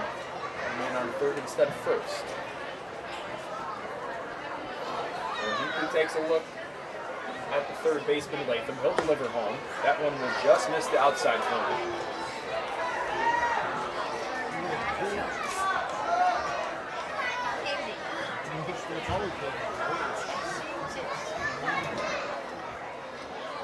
Even though he has let up 4 runs, he's also let up 9 hits, so he's done a great job of stranding runners on bases. That changeup will be just a bit low. 3-1 count. As the Keystone College pitcher in Hinkley is trying to use another runner on the base pass as he's already stranded 5 Red Wings up to this point. That one's a hot shot and a nice play made at third by Gary Reinhardt. Nevin. That one is Hinkley's going to go over. Give it to his third baseman that made a great play there. As this is one looking the books now in the top of the 6th. Batavia goes up. Still up, excuse me. 5-4.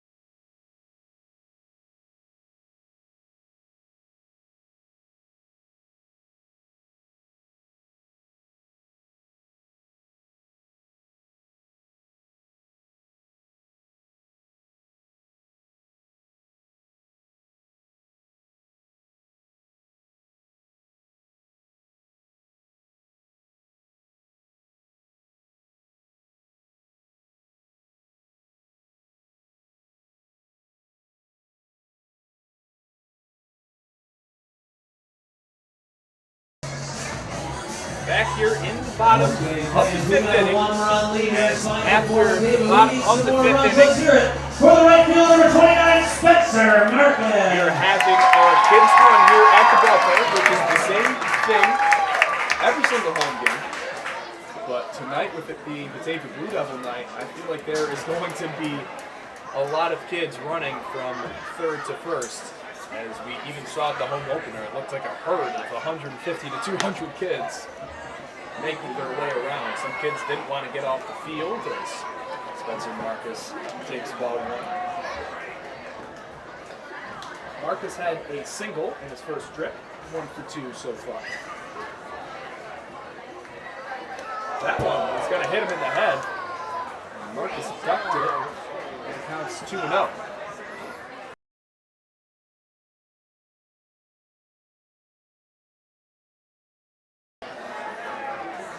So Marcus is ahead in this one, 2-up. As he'll hit that one, chopper down the third baseline at 5.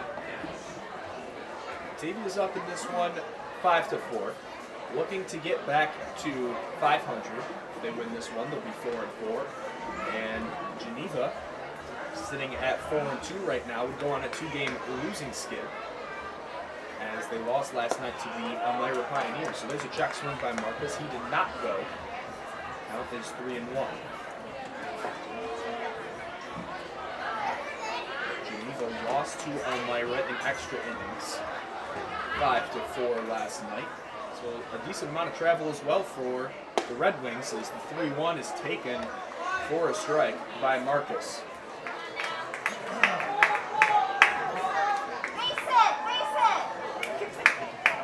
Full count here for Marcus. Trying to have another multi-hit game on the year. But instead, he will get the free pass. And Fletcher walks him.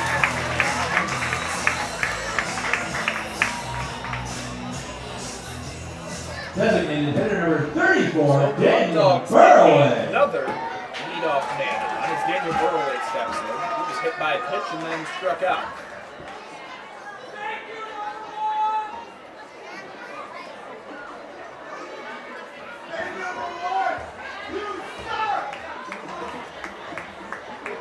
We're hearing some heckling fans up here in the press box.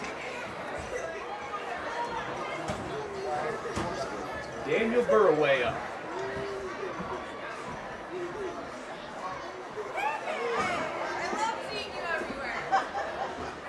1-0 count to the cleanup hitter. That one's fouled off.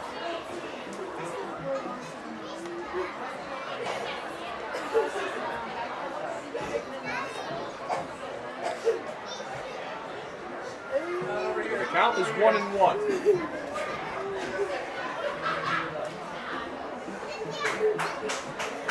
Spencer Marcus standing at first base. That one is a changeup high. So it's a 2-1 count to Danny Burroway.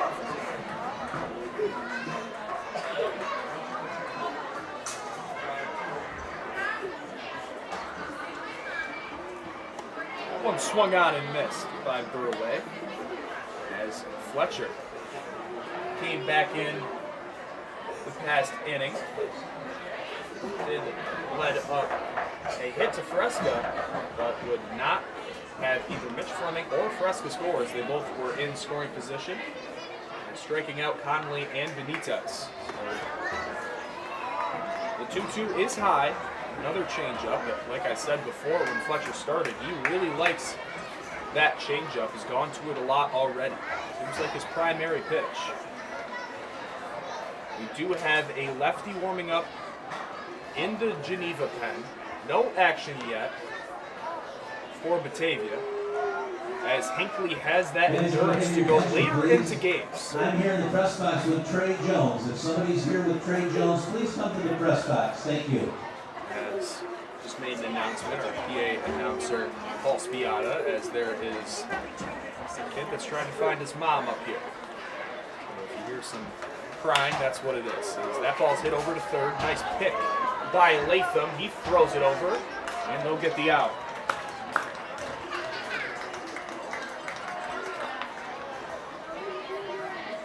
Center fielder number 11, Blair Frederick. Blair Frederick trying to get his first hit as a Muckdog. A great introduction to the comeback big here.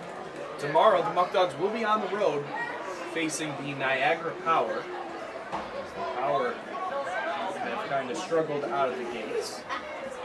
The teams in the West Division, in the PGCBL, are Geneva, Batavia, Jamestown, Elmira, Newark, and Niagara. The biggest division in the PGCBL with 6 teams, 4 teams in the Central, and then 5 in the East.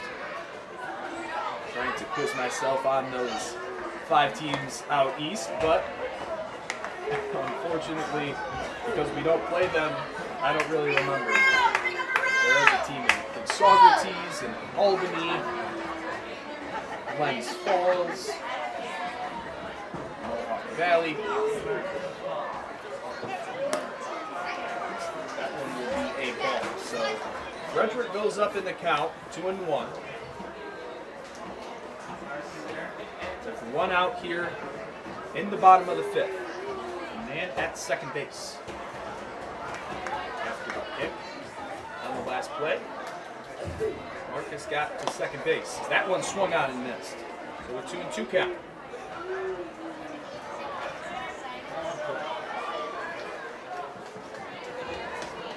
Trey Jones.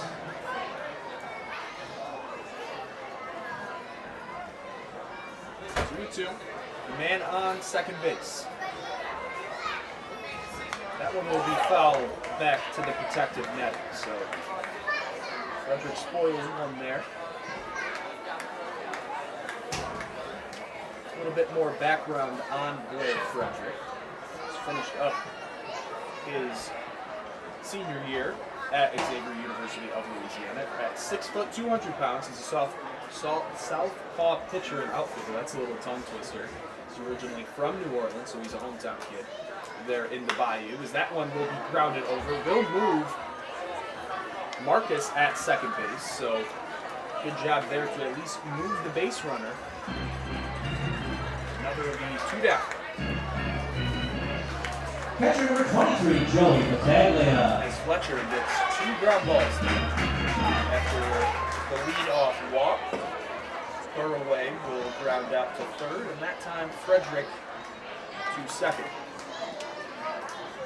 Now Joey Batavia up in a big spot yet again. He has scored both trips to the plate so far. There's a ball in the dirt.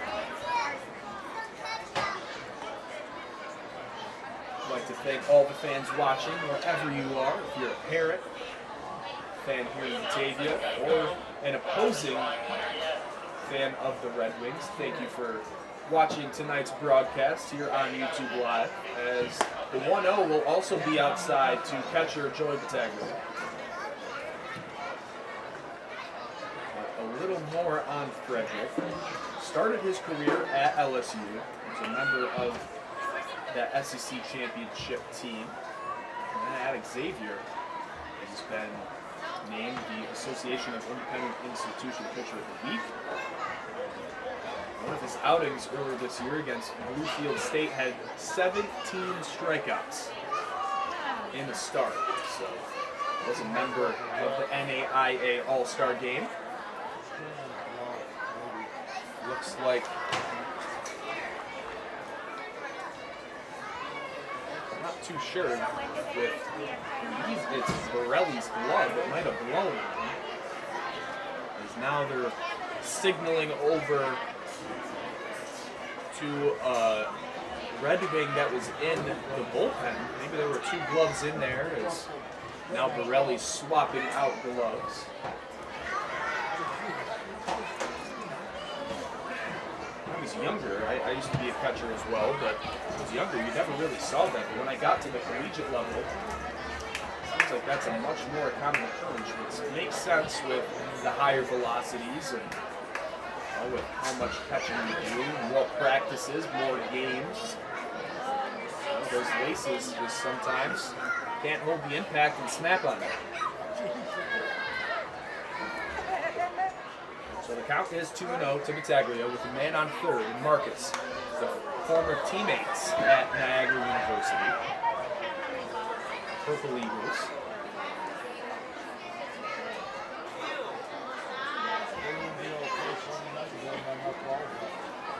So a 2-1 count with 2 outs. Here in front of a packed crowd. Packed crowd. Oh, I'm all over the map in the city, but packed crowd here in Batavia.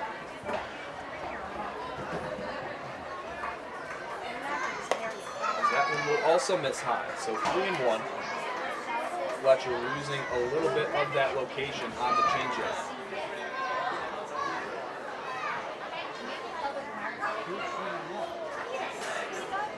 Fletcher will look at Marcus at third.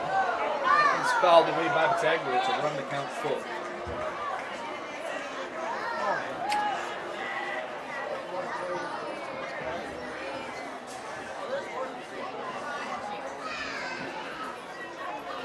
Batavia will step back in the box.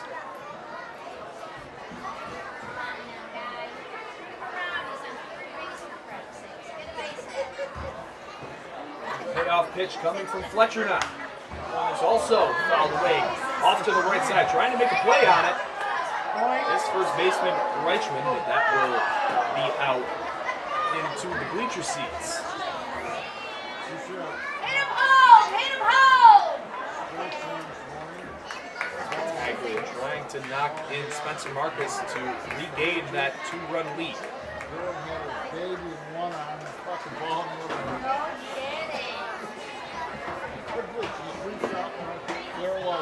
second payoff from Fletcher will be high. And another great at-bat from Joey Bataglia. He gets his second walk of the day.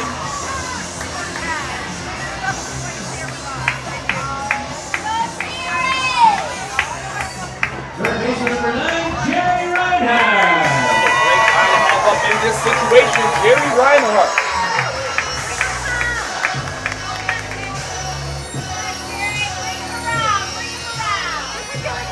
Jerry Reinhardt already does have an RBI in this one. As Mitch Fleming has the other. Here's Reinhardt. For a strike.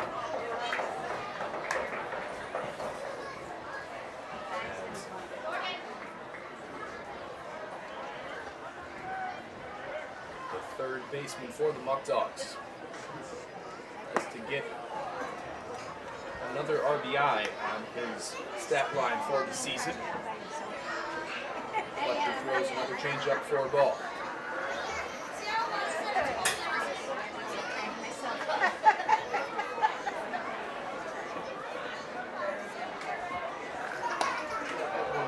Upstairs for ball 2. Jerry, get a hit! Attendance probably hovering right around 2,000 here tonight. A week removed from the home opener. Saw 3,400 fans here. Jerry will duck another one, but this one will be an off-speed pitch in there for a strike.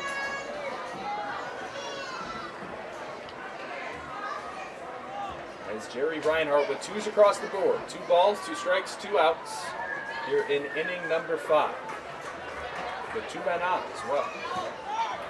As they'll have a runner. Joey Bataglia goes in motion. That one is an amazing tag through the legs on a 1-hop by Slinger. That will get Joey Bataglia out. And Bataglia talked to Joe Martinez. He has some boys moving for him, but here is the kids race. Look at all those kids. We have 5 innings done so far here at Dwyer Stadium. Muckdogs still up in this one, 5-4.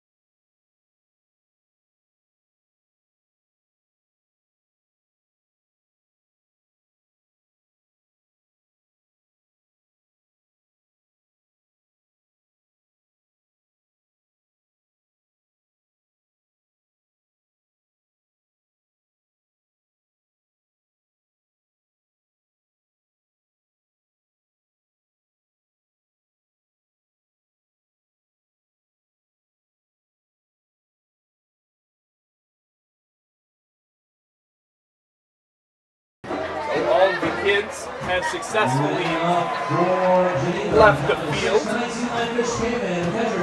And now here is Geneva catcher Mike Borelli. I'd like to thank another one of our sponsors, Noah Hoy Chiropractic. This game is sponsored by Dr. Noah Hoy, the official team chiropractor of the Batavia Muckdogs, located at 184 Washington Avenue in Batavia. For an appointment, please call 585-343-9316.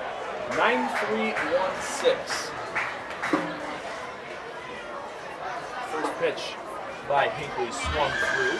I've seen a few Muckdog bullpen arms up and down so far. That counts 1 of them. Colin Noeth, who we saw 2 days ago in relief on his birthday, actually, as well as Nate Novia. There's a great curveball dropped in there by Nathan Hinckley. So Hinckley already with 5 complete innings. He's giving up 4 runs on 9 hits. That one is swung on and hit deep to left field. That one goes off the top of the wall. And going for it is Borelli. Borelli will stand up, almost was out at second base. Just got his foot in there. Getting some boos, but he was safe. So that ball was hit right off the green to the left of the Skyworks right side there in left field. Looked like it was going to get out, but so there's a leadoff double for Mike Borelli. Just trying to pan quick so I get first base in there as well for you guys. First base number 29, Noah Reichman. So nice double for Borelli. Noah Reichman in now. Tied the game up at 5 apiece.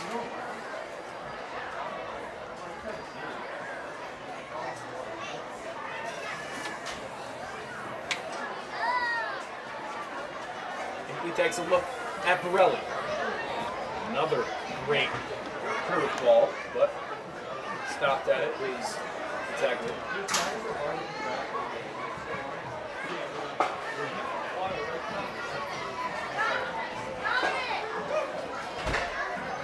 We will go back after the 1-0. That is a curveball that is hung, and it will be extra bases as Marcus can't get it down. Blair Frederick's going to scoop it up. And there are back-to-back doubles for the Red Wings. As the game is now tied 5-5. So an RBI double for Noah Reichman. Designated hitter number 5 at 20. So Hinckley will give up his 5th run of the night.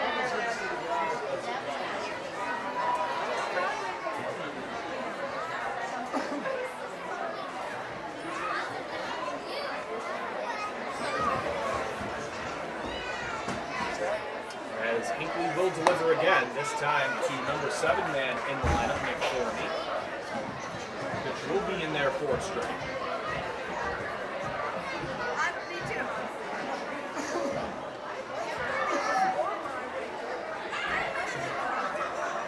That one, a curveball that just runs a tad inside.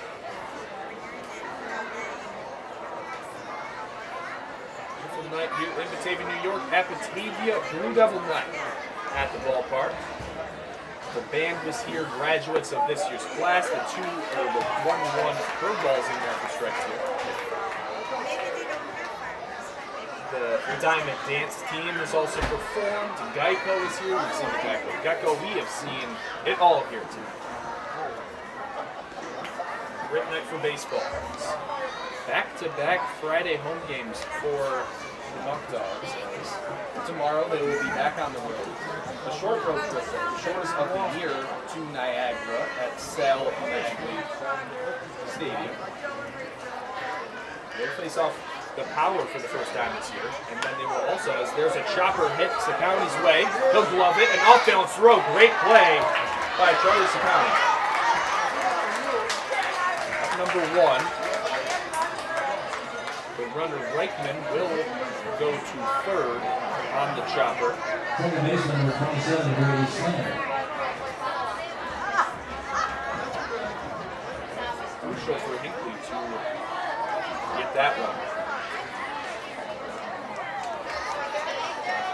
Like I said before, the Red Wings doing a great job putting balls in play already with just 1 out, so 5 in the 3rd innings complete up to this point.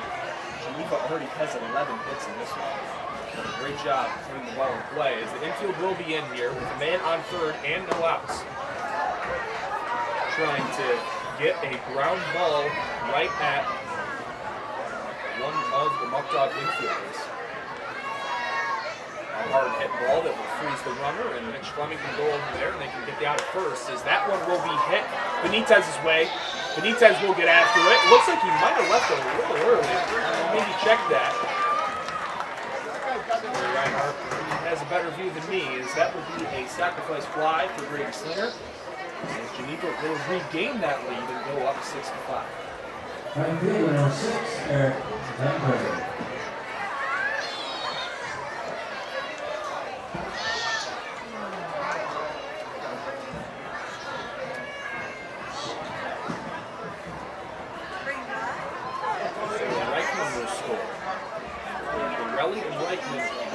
Have doubles this game.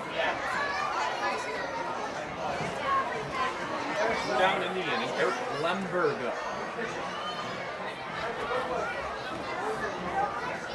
So that is going to be Colin Noth. He will trot in as he will come in relief for Hinckley. His night is done.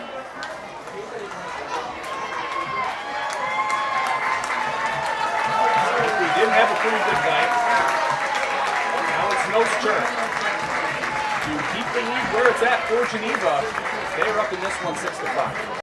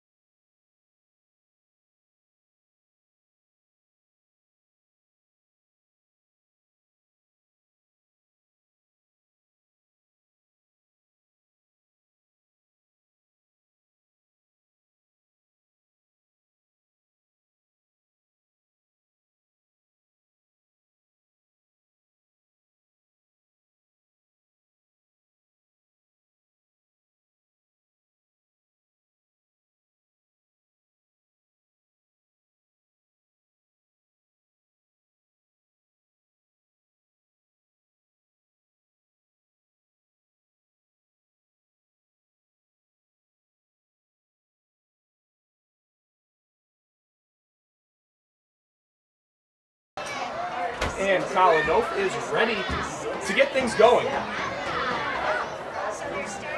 As the Byron Virgin native that attends University of Northwestern Ohio is in to pitch. That one is a strike, 0-1 count.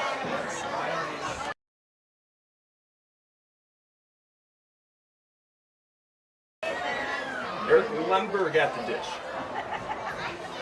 with nobody on. That one's a strike.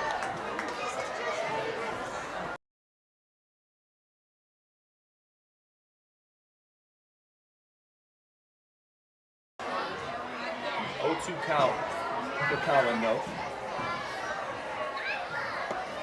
So that one will be low.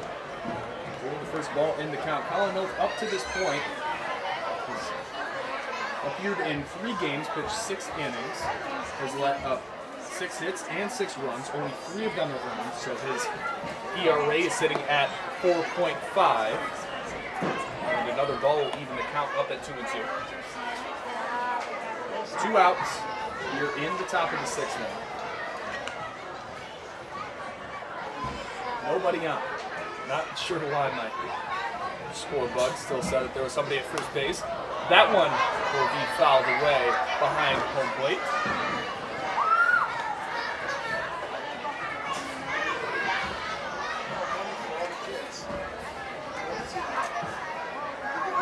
Muckdogs tonight being outscored just by 1 run. Geneva has double their hits. Muckdogs being a little bit more effective tonight with runners in scoring position, as well as 2-run scoring after Charles County was just going to put down a sacrifice bunt, but 2 runs ended up scoring. So after having Lemberg in the count 0-2, 4 straight balls for Colin Oath, he will give the free pass to the number 9 hitter in the Geneva lineup, leading up to Lachlan Charles, the center fielder, due up now.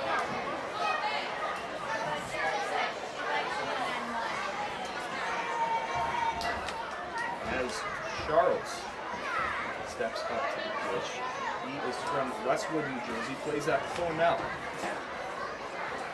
So Lachlan is a smart fellow. That time, that's lined out to Ethan Fresca, and the inning is over.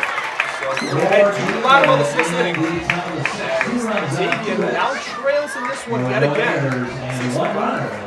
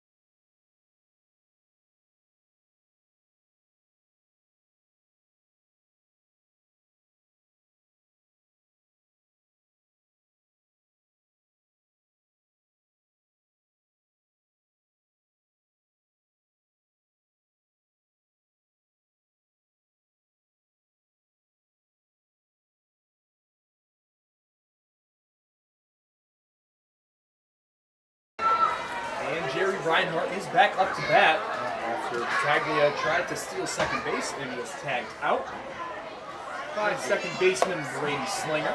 We also have a new pitcher in this game as Fletcher's night is done. It will be left-hander, number 34, Nicholas Serps.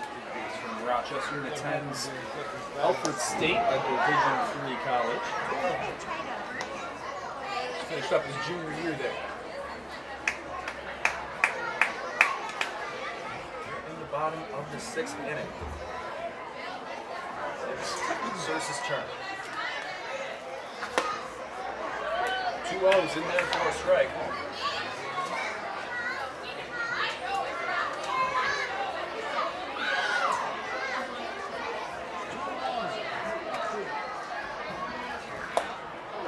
Swung out this time by Reinhardt.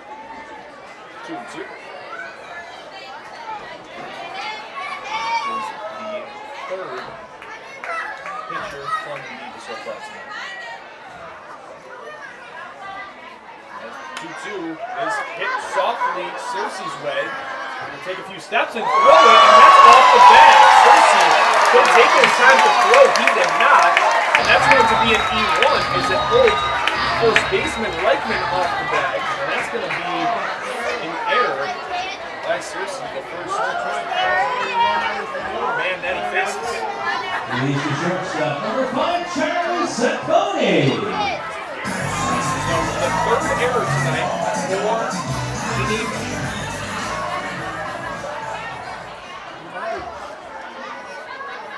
Like I said, they drove him on the right field line.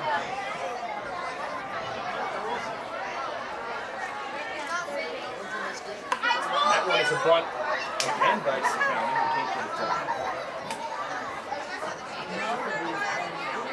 Reinhardt did get a good jump on that one. So far, for Saccone. Reached via an error by starting pitcher Jack Fletter. Then had a single. Also score a run in that one. Lefty on lefty matchup here. The 0-1 is a ball.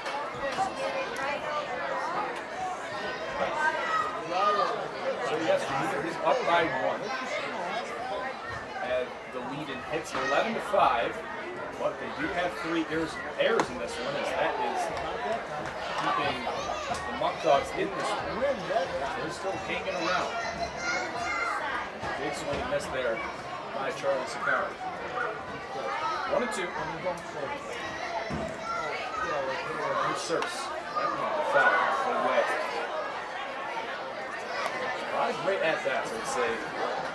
Much better play discipline across the board here tonight compared to yesterday.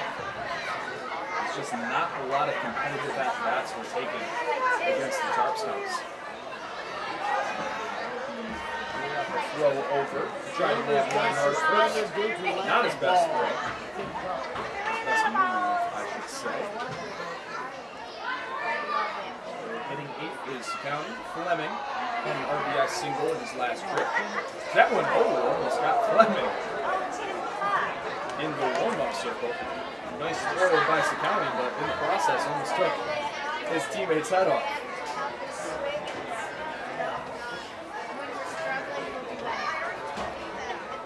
Way to get some lumber on it. A pitch that he was fooled on.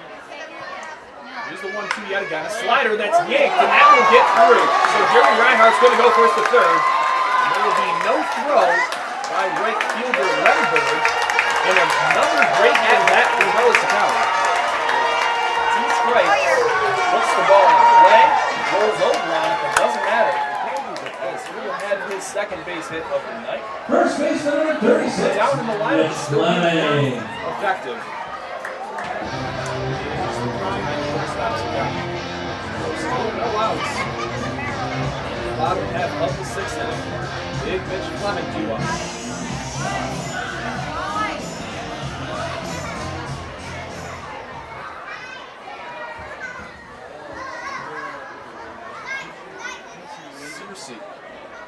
On the mound. Loaded by a fastball past Fleming. Before Cersei's next pitch, we'd like to thank all of our sponsors. Batavia Downs Gaming, Fickerello's Pizza, Alex's Place, Eli Brewing Company, Noah Moy Chiropractic, Tompkins Local Cast Style, United Memorial Medical Center, and New York 529 College Savings. We thank you for supporting the Muckdogs and keeping baseball here in Batavia.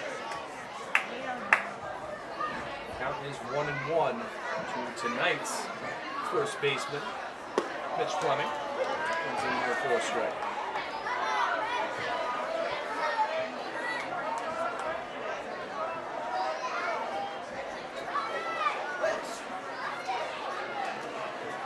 Runners on the corners, no outs. Just want to put the ball in play here. Even a double play ball will score Reinhardt.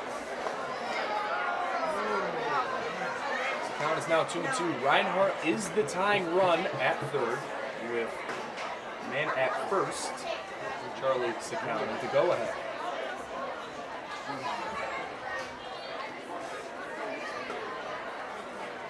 So the pitch by Cersei. That one is swung on and hit foul. Just barely. Would have easily scored Reinhardt. The ball went off the dugout, or excuse me, the bullpen, out in left field. With Sakowny's speed, could have scored him as well. Rich Fleming stays alive. Another competitive at-bat here. Exactly what Skip Martinez is looking for. The 2-2, swung on and missed. Fleming has his second strikeout tonight. Second baseman number 26, Ethan Fresca. In the inning now, Ethan Fresca had a single in his last trip.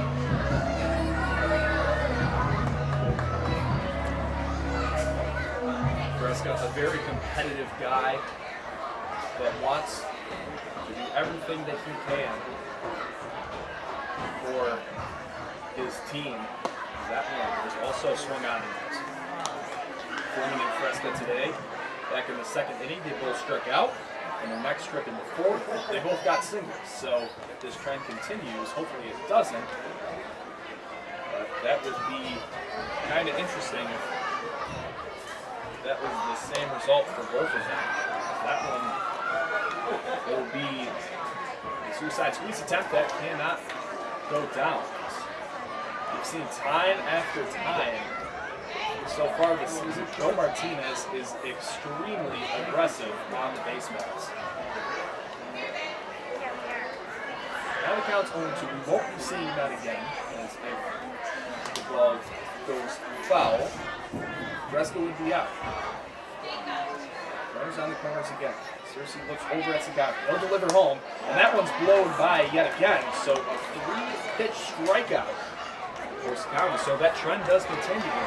Both the 9 and 10 men in the order strike up single strikeout. Now there's 2 outs in the inning. And this is, again, what I've been stressing all day today. Not having any runs that no outs. All you got to do is put the ball in play, but when you strike out, you're not even giving yourself a chance for the other team to mess up. Because that ball's in the dirt. County will take second base. So that'll take away the force out at second base. Cam Connolly up 0 for 2 today with a walk. First one. Connolly was a ball and it'll be evened up after that foul ball. Foul ball. The old big group.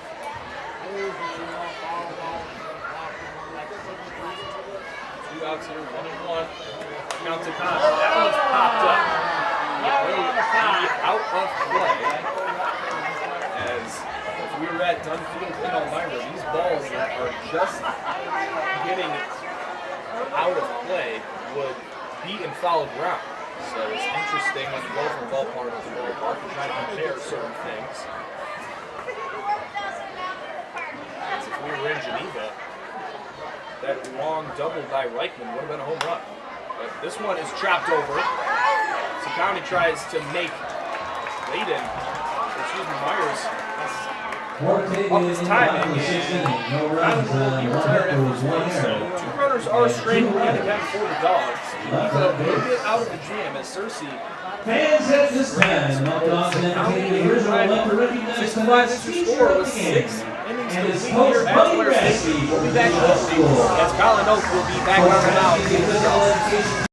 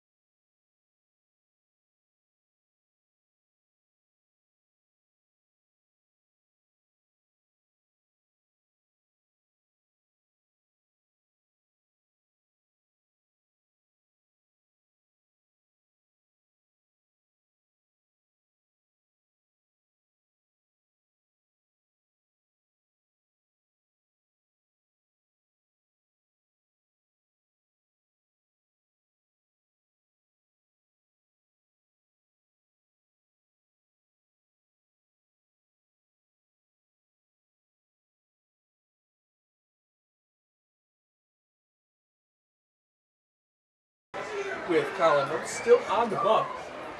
We're watching Muckdog Baseball on YouTube Live. As always, I'm Griffin Delapenna, giving you all the action here at Dwyer Stadium as Geneva is up in this one 6-5. 6 innings complete in the top of the 7th inning now. Muckdog still struggling, cashing in runners on base pass. Just had a prime opportunity with runners on the corners and no outs. 2 strikeouts by Mitch Fleming and Ethan Fresca lead to a ground ball by Cameron Connolly. Geneva pitcher Nick Searcy will get out of the jam. The lead's still intact as well. Geneva already with 11 hits in this one. There's a great off-speed pitch on the inside half. That will be called for a ball. 3-1.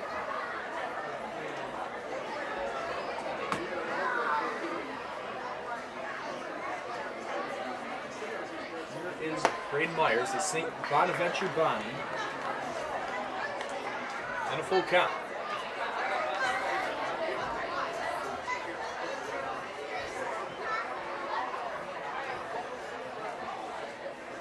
Payoff pitch from Nope is in there for strike 3.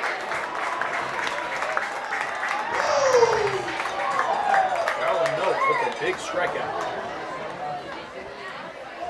Left field number 14, Philip Bernstein.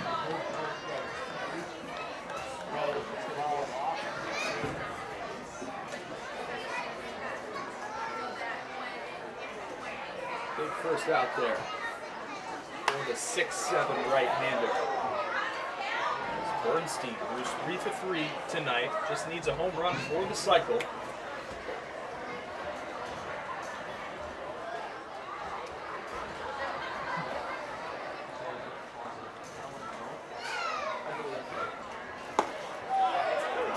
Hit.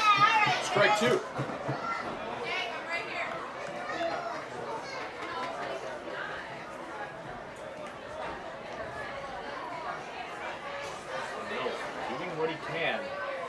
This at 6-5 game as the 0-2 is hit into shallow left field. Abner Benitez couldn't see it. He's coming in now and will make the play.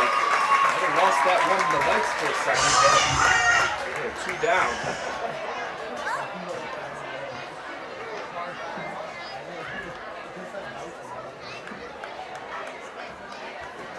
Third baseman number 38, Thomas Latham.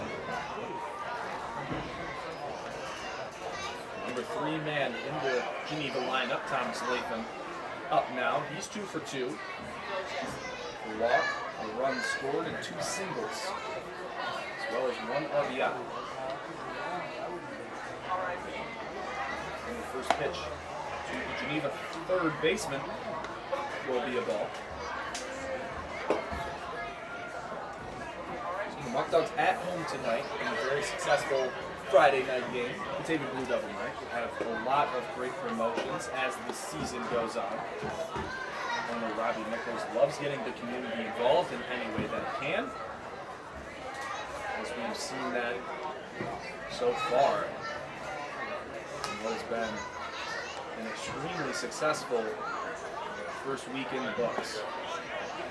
That one will be in there for a strike. Muckdogs currently sitting at 3-4 on the year. Geneva at 4-2.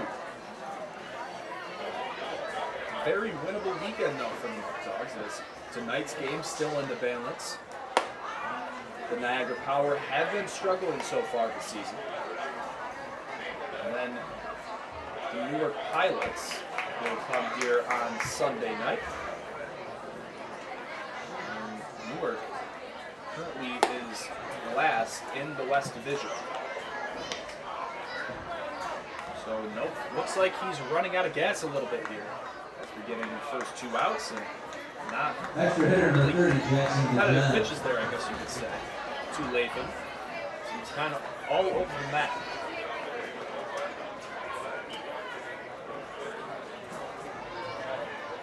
So Jackson DeJohn, number 4 man in the Geneva batting order. steps in. With him at first. That one will be way foul and almost clipped a kid down the third baseline. That's when you always get nervous. There's so many younger fans here tonight. A lot of them might not be paying the best attention. All being with their friends, and thankfully everybody seems to be okay. So the 0-1 from Colin Oak will be high.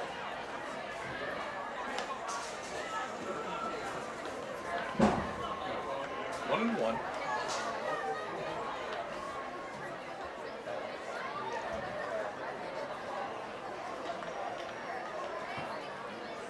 As North will look over at Latham once again. 2 outs in the inning. 1-1 will be in the dirt.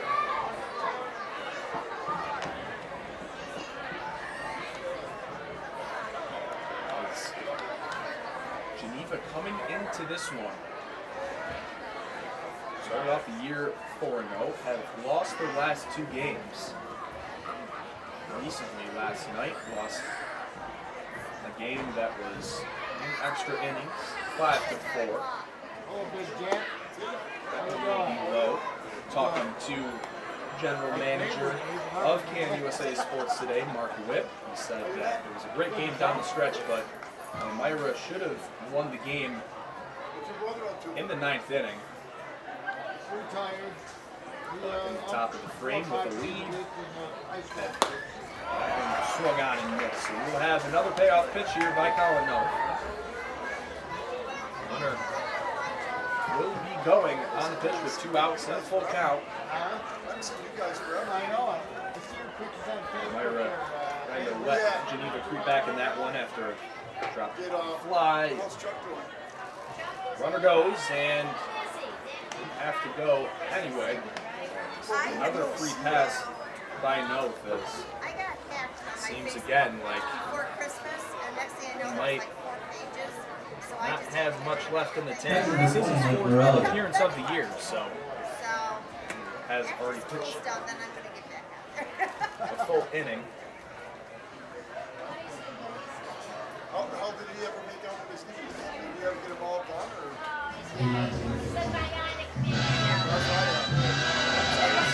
Joe Martinez goes out to see his pitcher. Coming in now will be the flamethrower Carlos Rodriguez. First day is done. He'll hand the ball over to Rodriguez. We'll take a quick little break. 2 outs, 2 runners on, and Geneva up 6-5.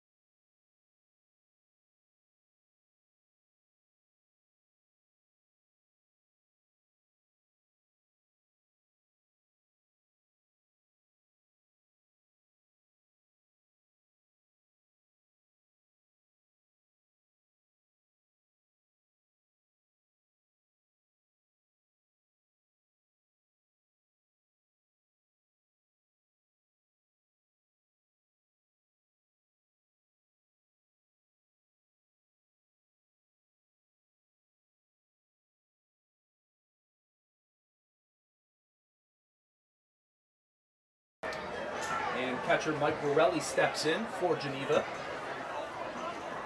As Carlos Rodriguez is ready to go. Carlos is from Tampa, Florida. He's finished up his freshman year at Tallahassee Community College.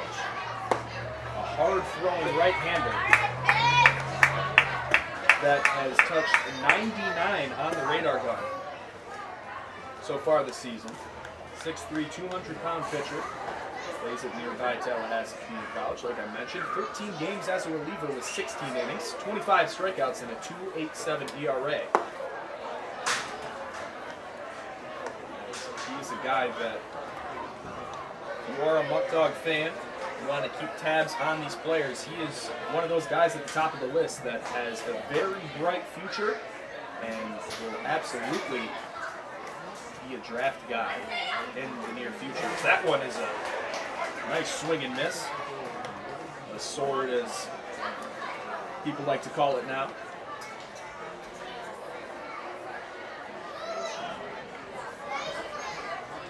Borelli here does have a double and scored 1 for 3 today. And a 1-2 count with 2 runners on. And Rodriguez with the pitch. That one is fouled away.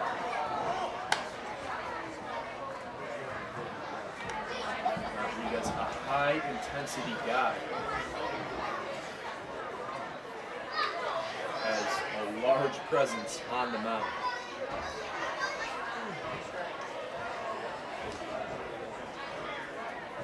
Here's Rodriguez. The 1-2 again. And the pitch.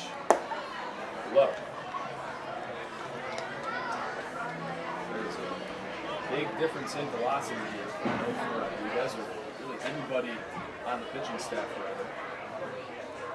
Noth at 6'7", does throw from a lot different of an arm angle. Still does throw in the high 8s. But Rodriguez there, sometimes it just does struggle a little bit with his command. Because when you are throwing as fast as he does, some of the pitches that he has in his repertoire, has a sinker that we were watching today.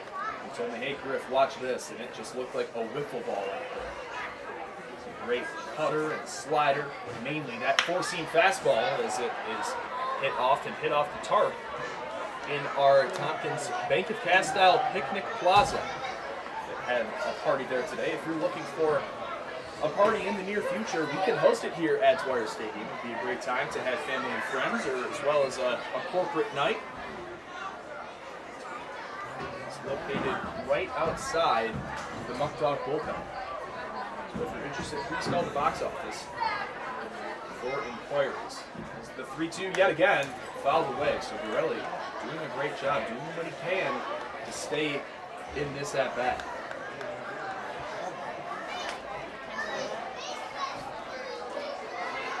So far, Carlos Rodriguez this year in 4 innings has a 0 ERA with 8 strikeouts. Big strikeout guy, as you can imagine. They tried the 3-2 one more time, never mind. They want to keep Thomas Latham close at second, even though he had no backup there for the pickoff. Tried the 3-2 yet again. As Rodriguez delivers to the plate, and that one's popped way up, but foul yet again. So Muckdog giving away a lot of souvenirs here tonight.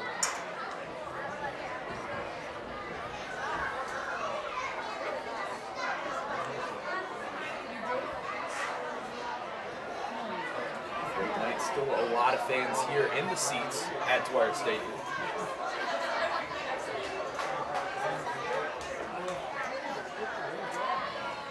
And the 3-2 again will be fouled. If I remember correctly, that's the 4th straight foul ball.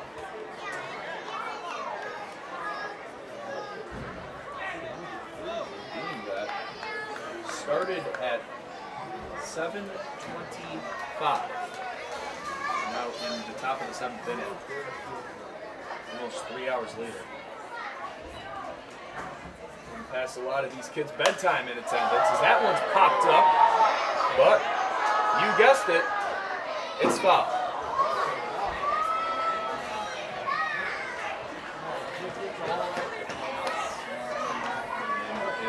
If keeps it up here, he will probably be getting a bill for all the balls that he's hitting foul from owner Robbie Nichols, as already going through a lot of balls in this short season. Balls that have been in use so far this year are made by the company Baden. Have the Muckdog logo on them, so they are a great souvenir for fans as they can get autographs on them. They're available in the team store as another foul ball off the bat of Burrell.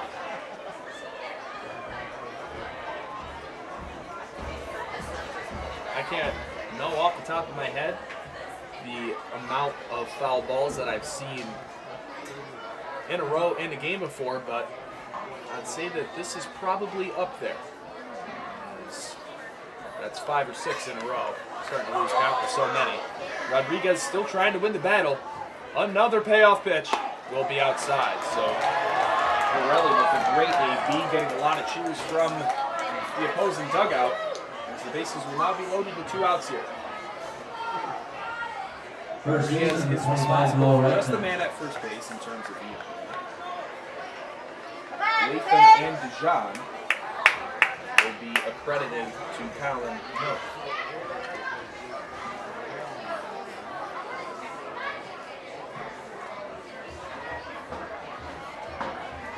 Here's Noah Richmond. We've seen him at a long fly ball that went off the top of the wall. 0-1 count.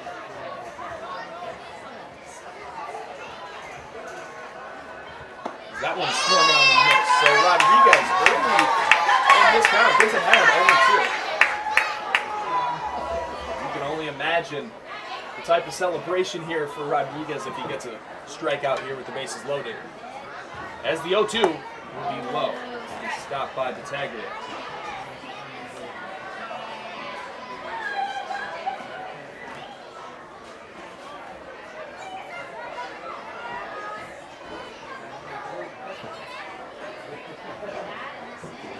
Rodriguez now from the full. The pitch is hit softly and will be fouled off Reichman in the box. So the count will stay at 1-2. The Geneva Red Wings really making Rodriguez work here as they continue to spoil off pitches. Great plate discipline is. With Rodriguez's velocity, he's not a guy that I'm going to see a lot of batters time up and have great wood on and get some barrels, but you can watch some balls go by. Is that one will be foul ball. They're going to actually keep him in the box. That hit off his bat knob, then later hit his hand. So that's quite unfortunate for Noah Reichman, getting hit with a lively fastball and also a foul ball. So if it didn't hit off the bat by Reichman, probably would have been appealing it a little bit more. By his reaction, I feel like, it did hit the bat, but it also absolutely hit his hand. He's taking a few practice cuts.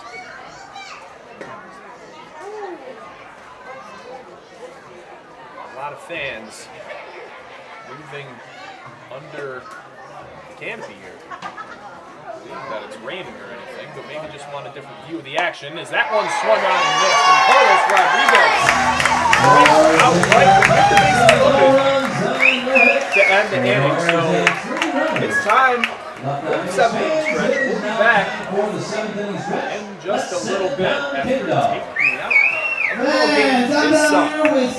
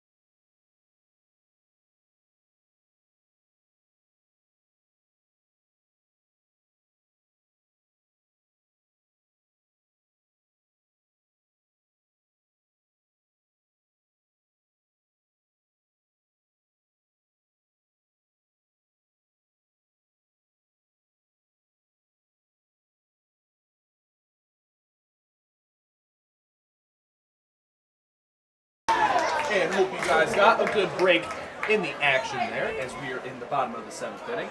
This game's running pretty late as it's already 10:20 with 6.5 innings in the books. As we will have a lefty on lefty matchup here to start off the bottom of the 7th with Nick Searcy on the mound. Still for Geneva, and Abner Benitez due up as he saws one off into left field. That ball will be caught, so that 7-game hitting streak is in jeopardy. Right fielder number 29, Spencer Marcus. Trying to get things started here in the 7th inning. As we just saw lots of fans, a lot of younger fans that is, go to the exits as, like I said, this game has already run past 3 hours. And with so many younger kids tonight, it might be past their bedtimes.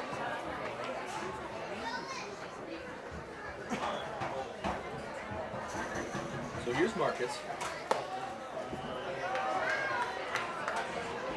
Has one hit, a pop out, and a walk.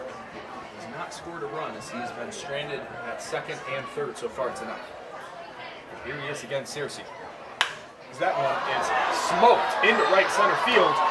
Racing back after it. He's right through the Lindbergh net, and he's going to get all the way to the wall, to the Skyworks sign.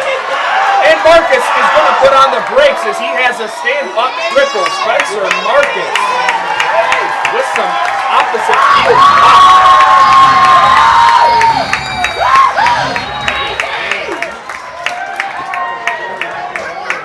A great piece there by Spencer Marcus.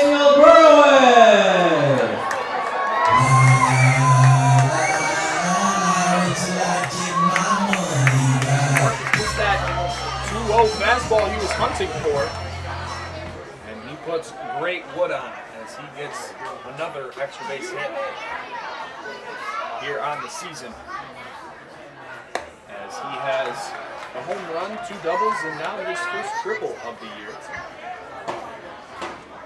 with Daniel Burway up. First pitch was a ball. Runners are in, and it's a ball that's called for a strike on the outside corner. The score is 6-5 in favor of Geneva. But Spencer Marcus, just 90 feet away, is your game-tying run. A great part in the order due up here, with Burway and Blair Frederick due up next. That one smoked down the right side, but foul.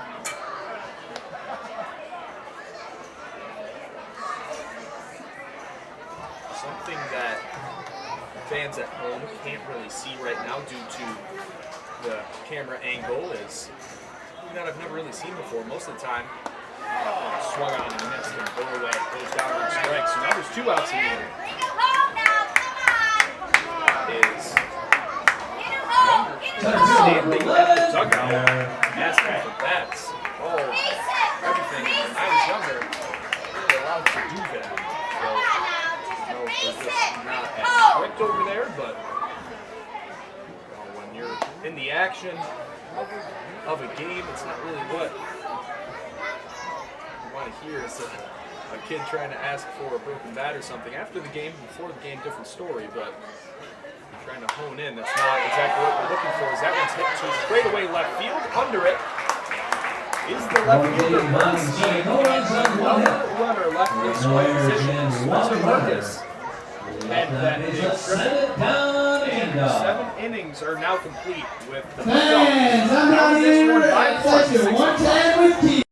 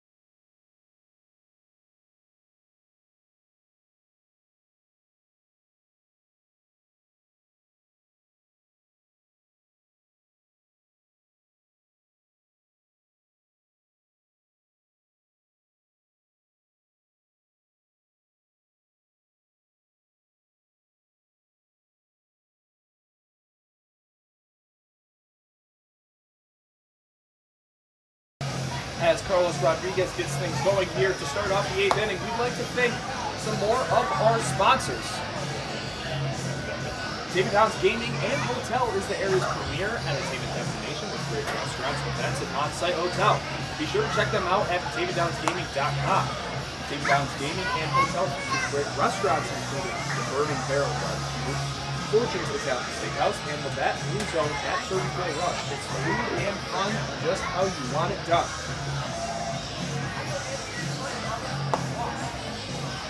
Slow down by Batavia means that we're ready here. Hitting on top of the for the Red Wings, number 5. Carlos Rodriguez White. still on the bump for the Dogs.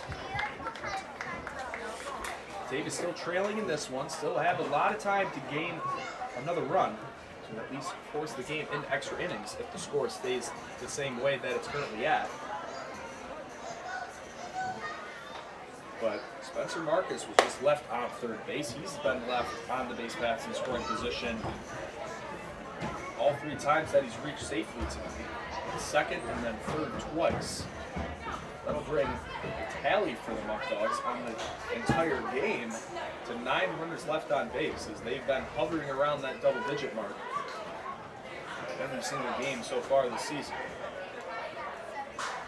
Something that will absolutely need to be fixed is how we'll continue to see progress throughout the season. These guys get more accustomed to this style of play, and a lot of these guys are facing great competition that come from all over the country, all different NCAA divisions as well as NAIA schools, so a lot of different talent across the board. And the Muckdogs are, I would say, right up there at the top. The most talented teams that we've seen. They've just beaten themselves a lot of times. As the choppers hit over Reinhardt's way, he'll make the off-balance throw, and he's out at first base. Very nice play made there by Jerry Reinhardt. And out here at the top of the 8th inning, Nick Forney was retired right there. Brady Slinger due up now for Geneva. He has 2 base knocks.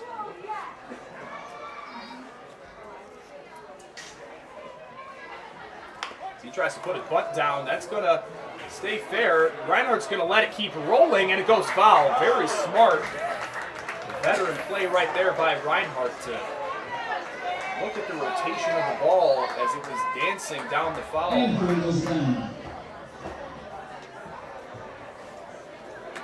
right when it went to the left of the line, swooshed it foul as it was getting pretty close to the third base bag. Now, for those of you that don't know, if the ball does touch the fair part of the bag, then it's considered a fair ball. So you do want to touch it if you can before it gets to that point, or it's just going to be a hit.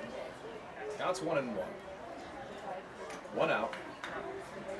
We have Brady Slinger up, the number 8 man in the Red Wing order. That pitch is in there for a strike on the inner half.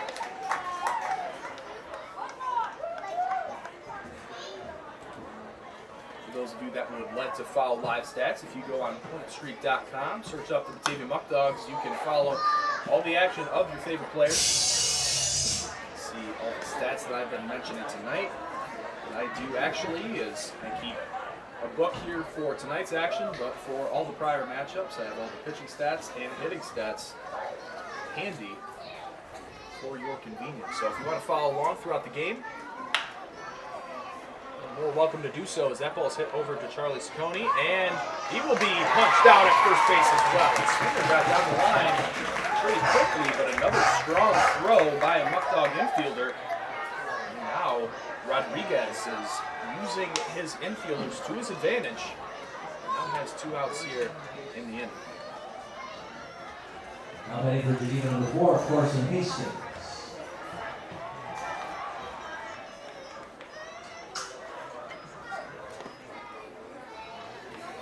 This is pinch hitter now for Geneva. Number 4, Carson Hastings. He's an outfielder, replacing Eric Lember.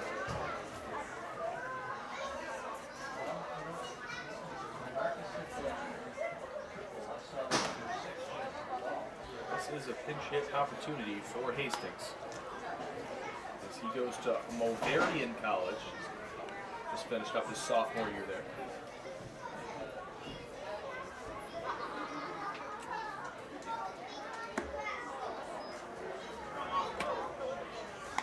Now the count is quickly 3-0 to the Geneva outfielder. We did see Hastings in the lineup against Geneva, or excuse me, against Batavia last Sunday at Geneva. That's what I was trying to say. One swung on and missed. Has a 3-0 green light.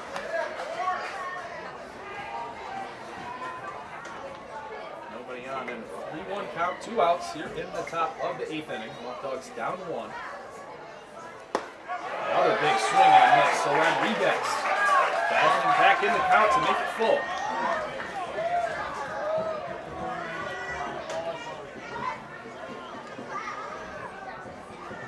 And the payoff pitch by Rodriguez will be swung on and missed. Battaglia with the throw over. Nice athletic play made by Mitch Fleming. So the count was 3-0. Rodriguez comes all the way back. And he will keep the score 6-5 after a 1-2-3 inning towards the bottom of the Red Wing lineup. Muckdogs still trailing 1, have a lot of time.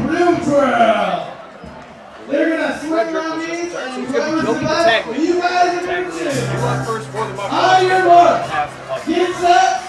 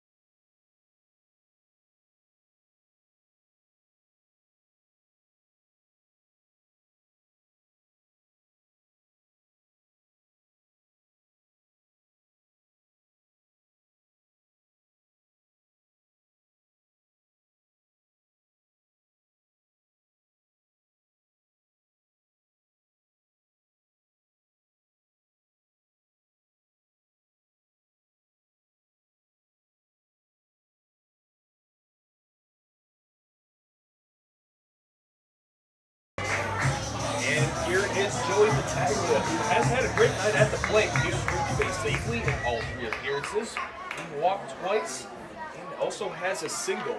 Scored 2 of the Muckdogs' 5 runs tonight.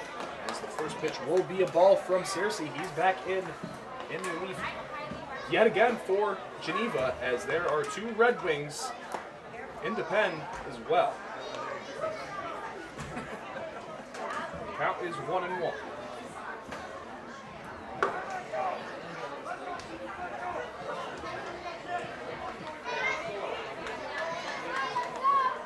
And that one way outside.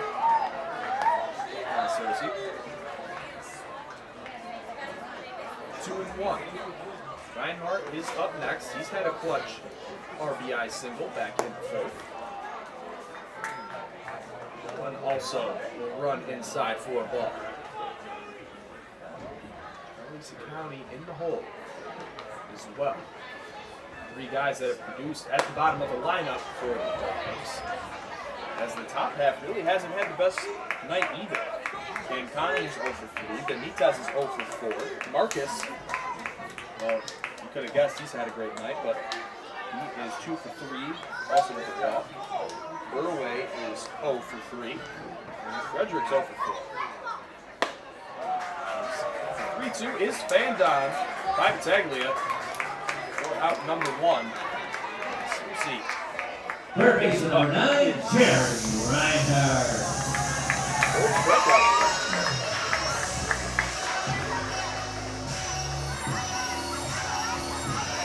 Jerry Reinhardt trying to start things up now. Reinhardt is 1 for 2. Reached base safely again all 3 times after a hit by pitch, a single. He scored also 2 of the 5 runs. And he won after a chopper hit back to Cersei on the first man that he faced. And he threw the ball away. Batavia and Reinhardt both scored 2 runs, and then Charlie Ciccone had the other. That one was watched by Reinhardt. Fell in there for a strike. 0-2 count. And that one will be fouled away. A lot of hometown fans that have known Jerry over the years are cheering him on. The Muckdogs would love to see a home win. They've seen one so far this past Tuesday in a 10-1 win. Is low for ball 1. I'd like to thank all of you watching another production of Muckdog Baseball here on YouTube Live. That one will be checked, but Jerry did not go around on a slider in the dirt.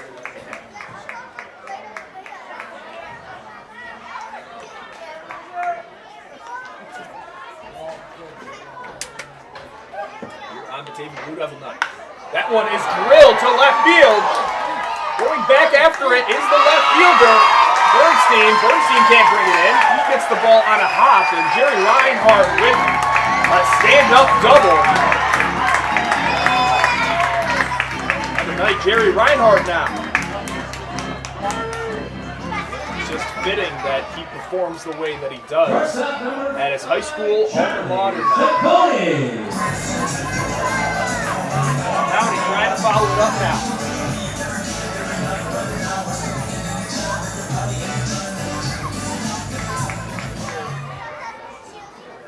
Just finished up at Wisconsin College. 372. That one's lined into center field. Under it is Charles. Route number 2. So great wood on that one by Ciccone, but nothing to show for it after the lineout. First baseman number 36, Mitch Fleming. Mitch Fleming having a big chance here, as it looks like Ethan Fresca's night's going to be done. Kane Walton, who has been a huge part of the Muckdog offense as of late, was going to have the night off, but looks like he'll be coming into second base. Looks like Cersei's night will be done. The head skipper for the Red Wings didn't really like the lefty on righty matchup with a power bat like Mitch Fleming. And it looks like they're going to go Joe Georgia now as the righty comes in, so Mitch Fleming's night's going to be done. Joe Georgia, it's a small sample size, but he is hitting .667 on the year with 3 at-bats and 2 hits. Also, has been walked once.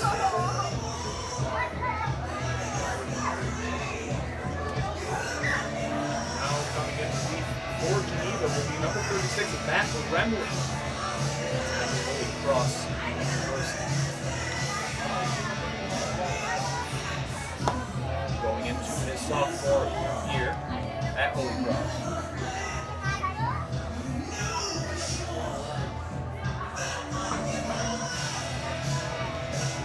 Reinhardt is at second base. 2 outs now. Muckdogs struggled with runners in scoring position, but if you get this run into it, at least tie the game up. Going into the ninth, that makes you feel much more comfortable about your chances in this one. When you're not pressing to try to get a walk-off or just to tie the game in the bottom of the ninth. That really wipe away a lot of that stress with runners in scoring position.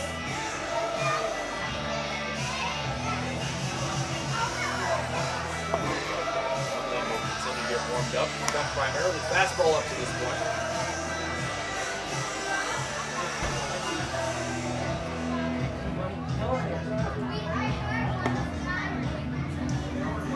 Fleming's night is done. Georgia. Fans, your attention please. Now pitching for Geneva, number 36, Matt Remley. Remley now pitching for the Red Wings. There was also a late addition for the Muckdogs. He reported earlier this week. He just finished up his sophomore year at Division III powerhouse, Washington University of St. Louis.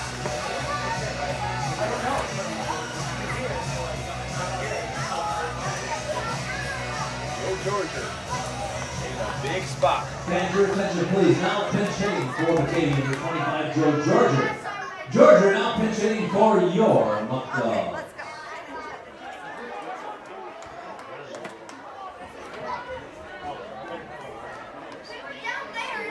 Is Georgia. He's jumped on a lot of first pitches and has had success with it. So we'll see what he does here.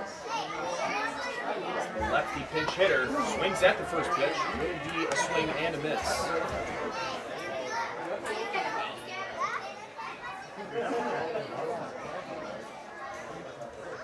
Count is 0-1. Reinhardt at second base. Lots of great chances here late in this one for the Muckdogs to erase that one-run deficit.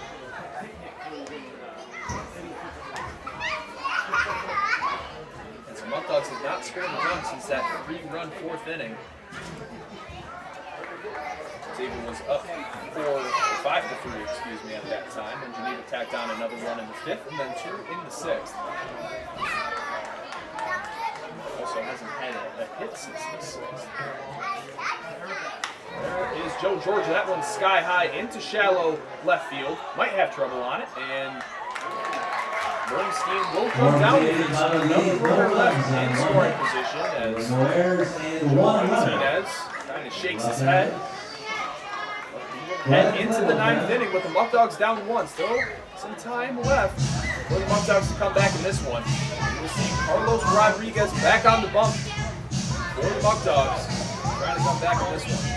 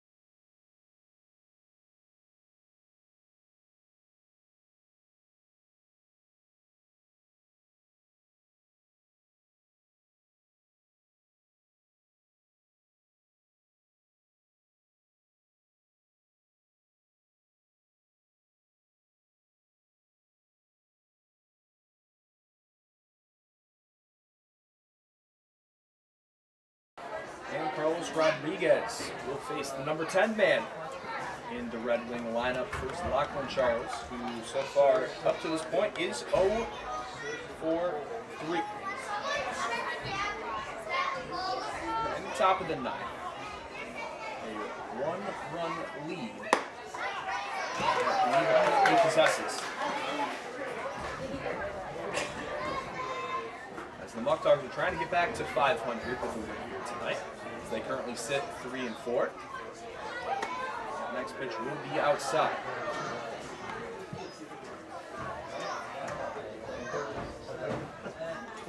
Carlos Rodriguez, the freshman from Tallahassee Community College.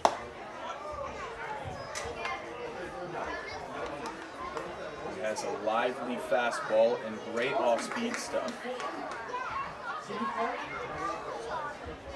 2-1. He's fouled back. 2-2.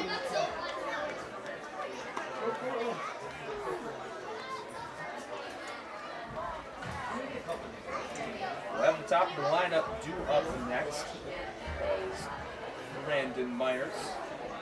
He's 0 for 4 tonight, but has been reliable both at short as well as in the batter's box. Here's Lachlan Charles. Cornell University. That one, look there on the inner half.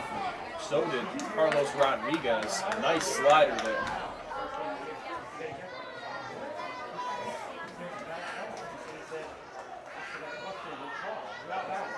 So now the full count. That one swung on and hit foul.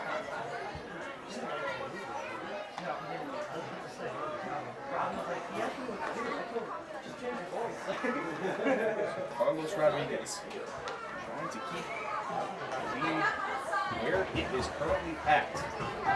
6-5 in favor of Geneva. That one will be there, strike 3. Carlos Rodriguez is grooving. Already with his 4th strikeout of the outing.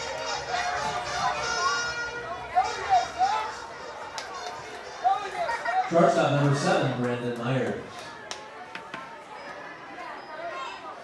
Nice pitch on the black by Rodriguez. 1 out now.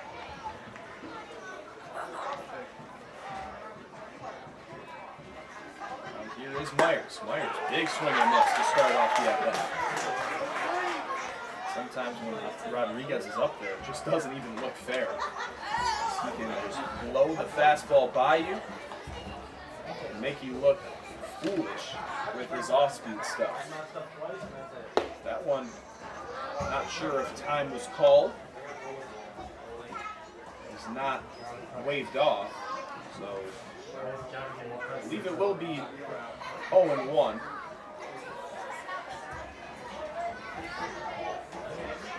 Rodriguez again, that one will be low.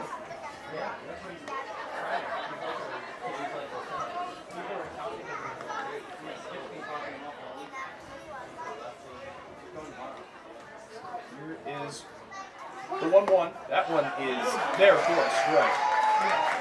I'm just going to commemorate our home plate umpire tonight. I think he's done an outstanding job. We've had some, so far, shaky umpires behind the plate, but so far tonight, I think he's done an outstanding job, as that one will be low and might have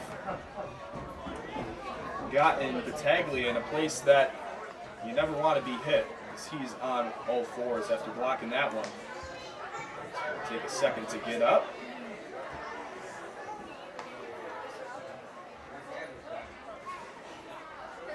As a former catcher, I know that pain, and I'm glad that I don't have to experience that anymore. But Batavia is a very tough kid, and he gets back in there. So Rodriguez now with a 2-2 count to the Red Wing leadoff hitter in Myers. 0 for 4 tonight. Myers will stay alive. A lot of grinding at-bats, very gritty at-bats, I should say, for Geneva. Just foul off as many pitches as they can, and once they get the pitch that they like, they're just going to put the ball in play. It doesn't have to be too pretty, doesn't have to be a deep fly ball. They're finding the holes in the defense. And will run away to make the count full.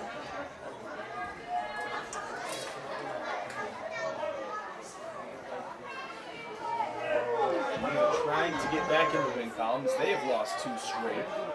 The record 4-2 right now to go up in the standings. Is that one, like I just said, Myers gets a pitch that he likes and he slaps the ball the other way for his first hit of the evening.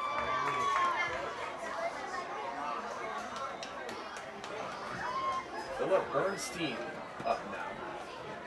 He reached safely Left fielder number 14, his Philip first 3 Bernstein. at-bats. Flew out to Abner Benitez in left field. It's just a home run shy of the cycle. The double, single, and triple have all been completed so far. That one's going to get away from Batavia as Rodriguez slipped up there. Lost his footing. Now a man on second. 1-0 count. Rodriguez has gotten out of jams before, so the man on second base, too much of a difference for him. 12 hits for Geneva. That was their first hit in 3 innings.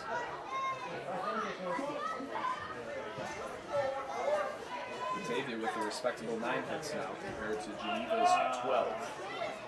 Also have not had an error yet to this point, as that pitch looked in there for a strike. Just missed inside.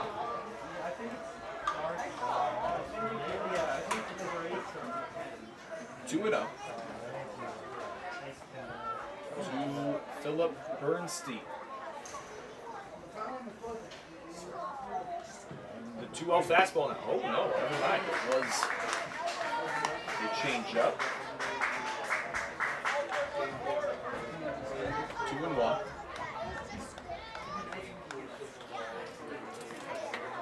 And Abner Benitez is playing very, very deep in left field. Knows the opposite field power that he's already seen so far from Bernstein. With Blair Frederick shaded a little bit more towards the left center gap. Big swing and a miss there, even up at 2-2. Rodriguez trying to get out of somewhat of a jam here. Bring it up to the last ups for Batavia. And the pitch by Rodriguez will be low. That's going to get away from Bataglia. Didn't know where it was as it kind of hopped right by him. And Myers is going to advance another 90 feet. So we'll have another 3-2 count with 1 out. Now you probably expect the infield to come in here. So they want to make sure that Myers is stranded at third.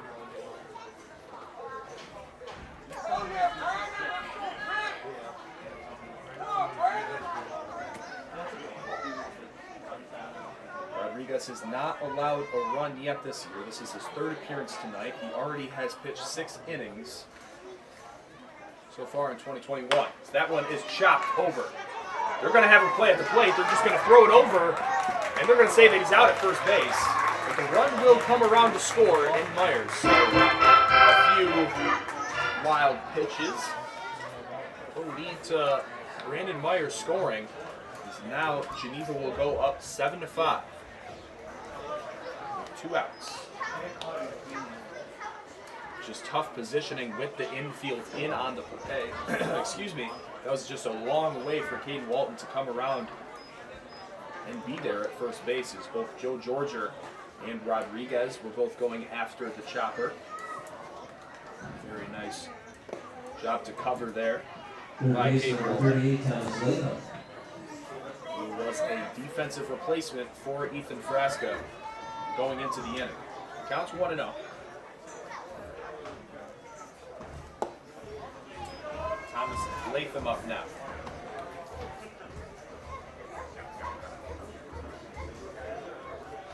That's a 1-4 ground out. Don't see that all the time. Was also an RBI. That one's hit off to the left side but foul.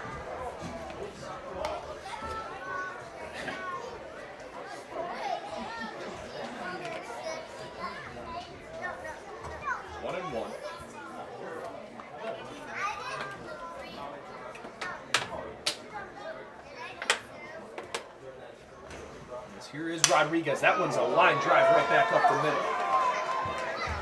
Nor Walton or Sakana can make a play on it.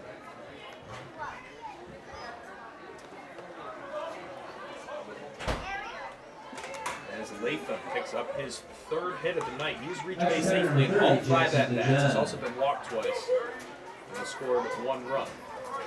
Great night for Thomas Latham, the third baseman from Holy Cross. Both him and Remley go to Holy Cross. Now stepping in is Jackson DeJean.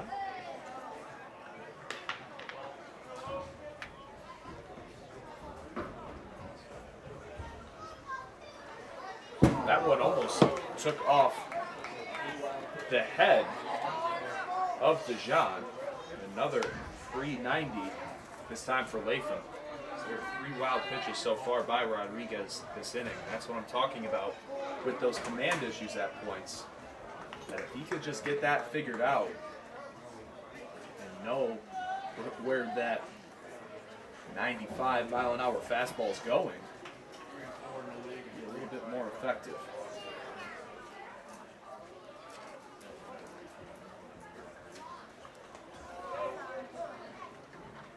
This game is still not out of reach. Batavia down just 2 runs. They did lose their first matchup to Geneva also by 2 runs, 4-2 ball game this past Sunday. Hoping you don't see too much of the same as the runners were, again, in scoring position, just couldn't bring them home. Now the count is 3-0. With 2 outs here in the top of the 9th, you really don't want to bring in another pitcher. Doesn't seem like that will be the case, as there's nobody warming up in the Muckdog pen. 3-0 count. Not the worst thing in the world if you walk DeJean here, is then you get a force out at first, second, and third. As that one is a pass ball, and another 390 feet for Latham. So now there's runners on the corners instead of first and second. Assistant coach Tony Brewington's going to come out now and calm down his righty reliever.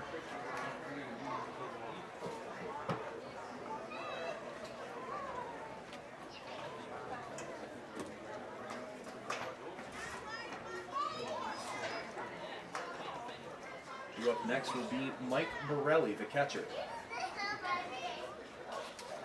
During this mound visit, we'd like to thank one last time all of our amazing sponsors: Batavia Downs Gaming, Vicarella's Pizza, Alex's Place, Eli Fishing, Noah Hoy Chiropractic, Tompkins Bank of Castile, United Memorial Medical Center, and New York 529 College Savings. We're very thankful for all that you do to keep Batavia here, to keep baseball here in Batavia.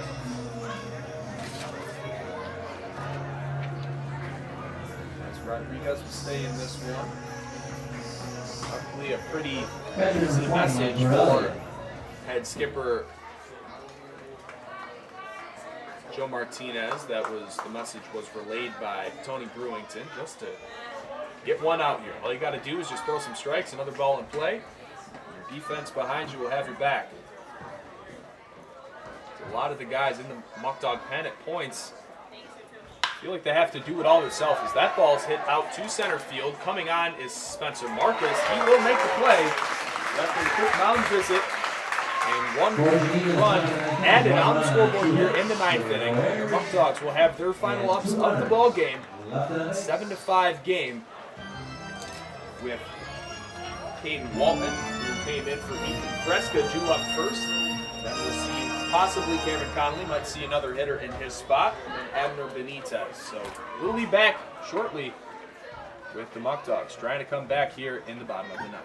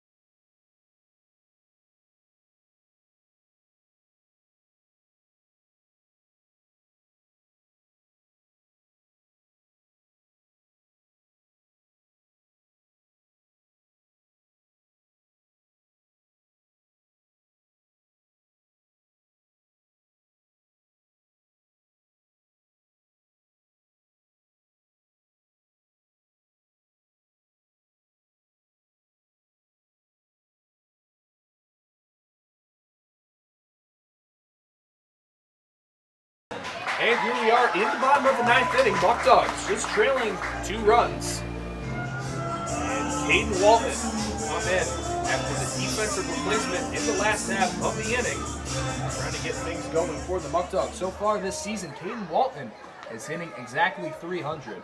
20 at-bats. He has 6 hits, 3 runs, and 2 doubles. As that first one will hit him in the elbow on the Evo shield, so quickly we have a base runner here in the bottom of the 9th.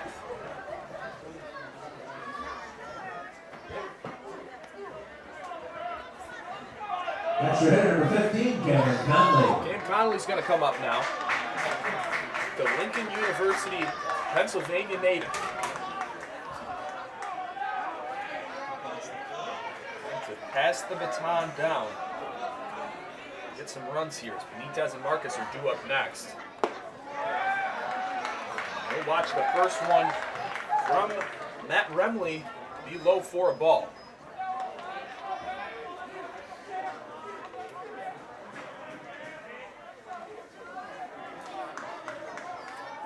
On the 9th action, we've seen the Muckdogs be close in a lot of situations with their last ups here at home. They lost against the Pioneers 9-7, and then also to Jamestown 12-10.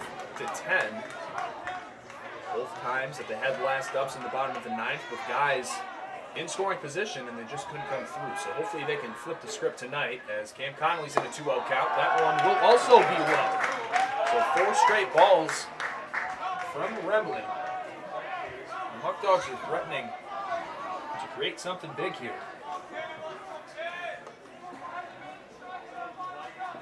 Caden Walton at first. Pretty small lead. He'll take an extra step. And the 3-0 will also be a ball. That's going to scoot away. Caden Walton's going to take a wide turn. Not go to third. So we're ready with 2 outs.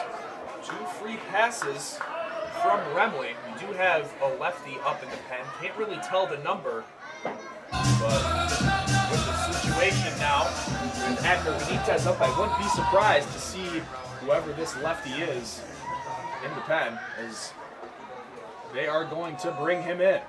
We'll try to see the number as he gets closer. The Muckdogs in a great position to get back into this game after walks for Walton and Conley.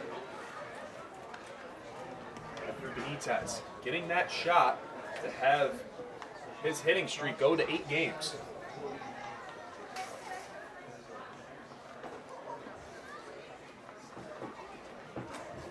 So Remley's day is done.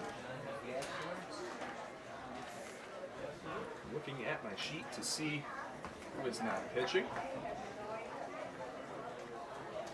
Looks like John Gassler from Pittsburgh, New York, goes to NYU. Don't have a grad year, but he is a lefty. 6'2", 200 pounds.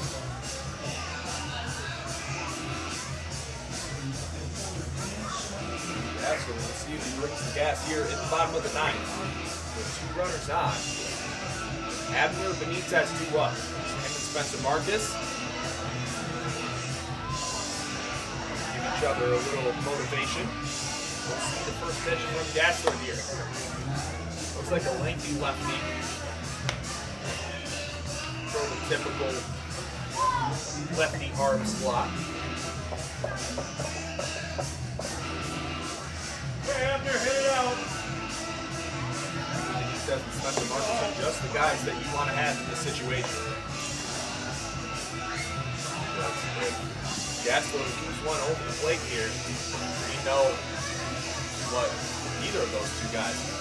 Also, Danny Burley, he has had somewhat of a quiet night. We know that he can also come up the big spots for the Dogs as well. Harper, I'm with you, man. Come back for this Muckdog victory. Try to get back to 4-4 on the year.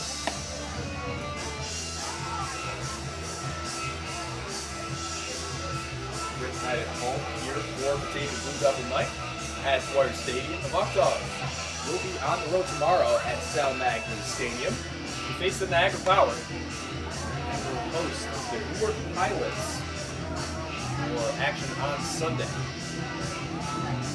Tomorrow's game in Niagara will be a 6 p.m. start. I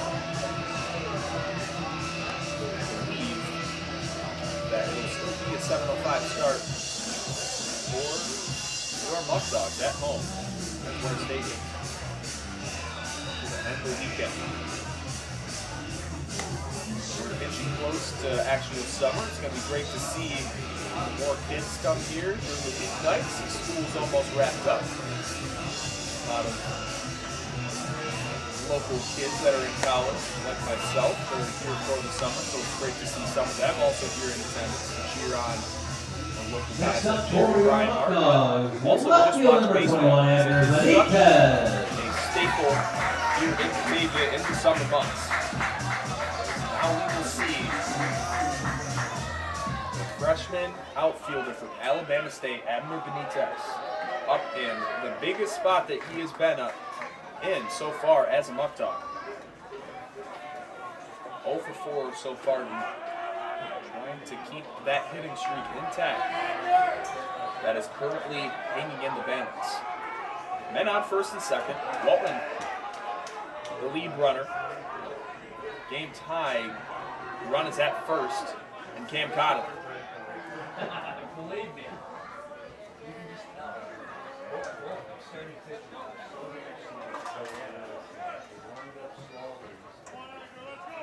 So Benitez here.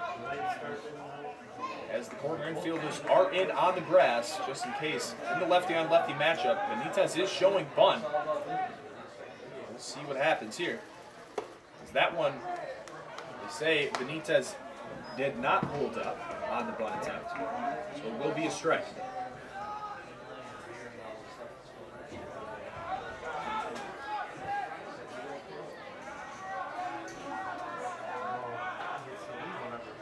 It's 0-1. Benitez trying to get the bunt down yet again. That one he will pull back, and will just be outside as a great slider by Gassler. Already the 5th pitcher used by Geneva.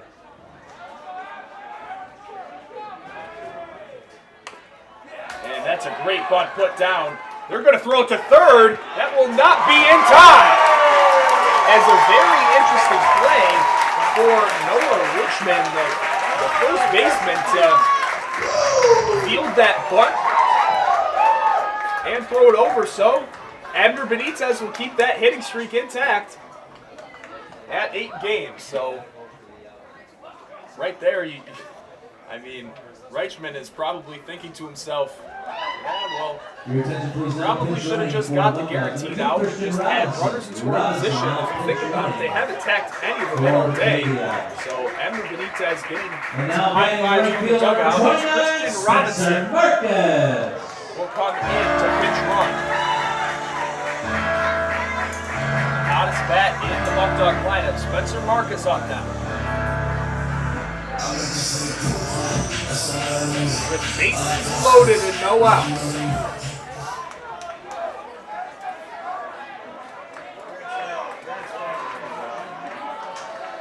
A great spot here for the fans that are still in attendance at Dwyer Stadium. As the first pitch from Gassler is a ball.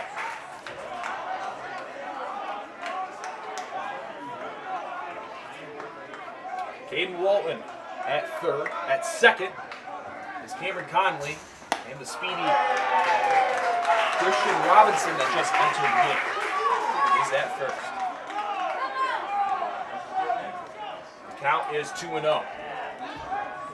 To the number 3 hitter, Spencer Marcus, who has a triple, a single, and a walk tonight. And the 2-0 from Gassler. That is a great pitch. As with how hot Spencer Marcus is, you know he was not going to get a 2-0 fastball middle. Now here's Marcus, still in a great count, 2-1. And Gassler will pitch it, and that's going to hit him. It hit him in the toe. So now the game is 7-6. Spencer Marcus gets the RBI on the hit by pitch. And now, if you're the Muckdogs, you're not thinking of just tying the game up to go to extras. With no outs and the bases loaded, you're thinking of ending it right. So now Daniel Burway. As the inning started off with one pitch and a hit by pitch to Caden Walton on the first pitch he saw. Cameron Connolly had a 4-pitch walk. Emner Benitez tried to get a bunt down just for a sacrifice opportunity, but first baseman Noah Reachman decided to try to get the out at third. That one's in there for a strike. Marcus was just hit by a pitch. So Walton now has scored. Game-tying run Connolly at third, the go-ahead, and Christian Robinson at second base with speed. So a ball hit in the outfield will probably score both, because that one, the zone was expanded on by Daniel Burway there. Bases loaded, no outs. Blair Frederick due up next. That'd be a great way for an introduction to Batavia, as it's a 3-pitch punchy to Daniel Burway, as he strikes out for the 3rd time tonight. Center fielder number 11, Blair Frederick. Gassler trying to get out of the jam.